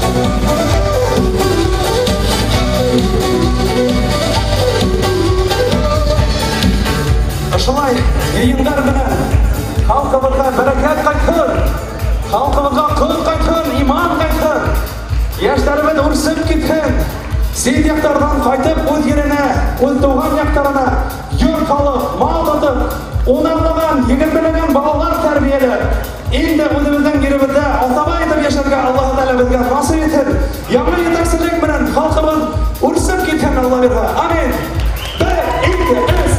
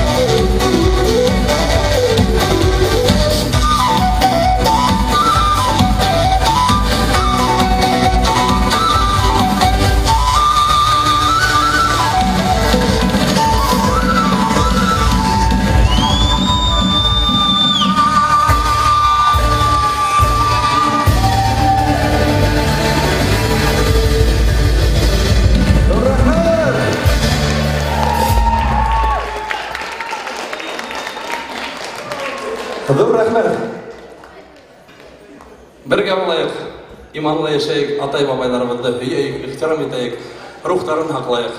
Амин. Башкорт 2.0 премияның лайыклы ияләренә Рамазан һәм Аргамак төркеме алкышлар. Ошол менән Башкорт 2.0 китабының исем туен яңгылайбыз. Барлык катнашучыларга теләкләребез бар. Рухтарыгыз, катнашларыгыз икеләтә артсын, 0-дар тормышыгызда хиләгәләр сораһын. Киренсә банк итәкләрендә 0-дар артсын һәм ошол урында нөктә. Барыгызга рәхмәт. Уңышлар һәргә котлайбыз безнең байрамын. Әле байрам бүген Башкорт 2.0 китабының исем туе. Рәхмәт барыгызга.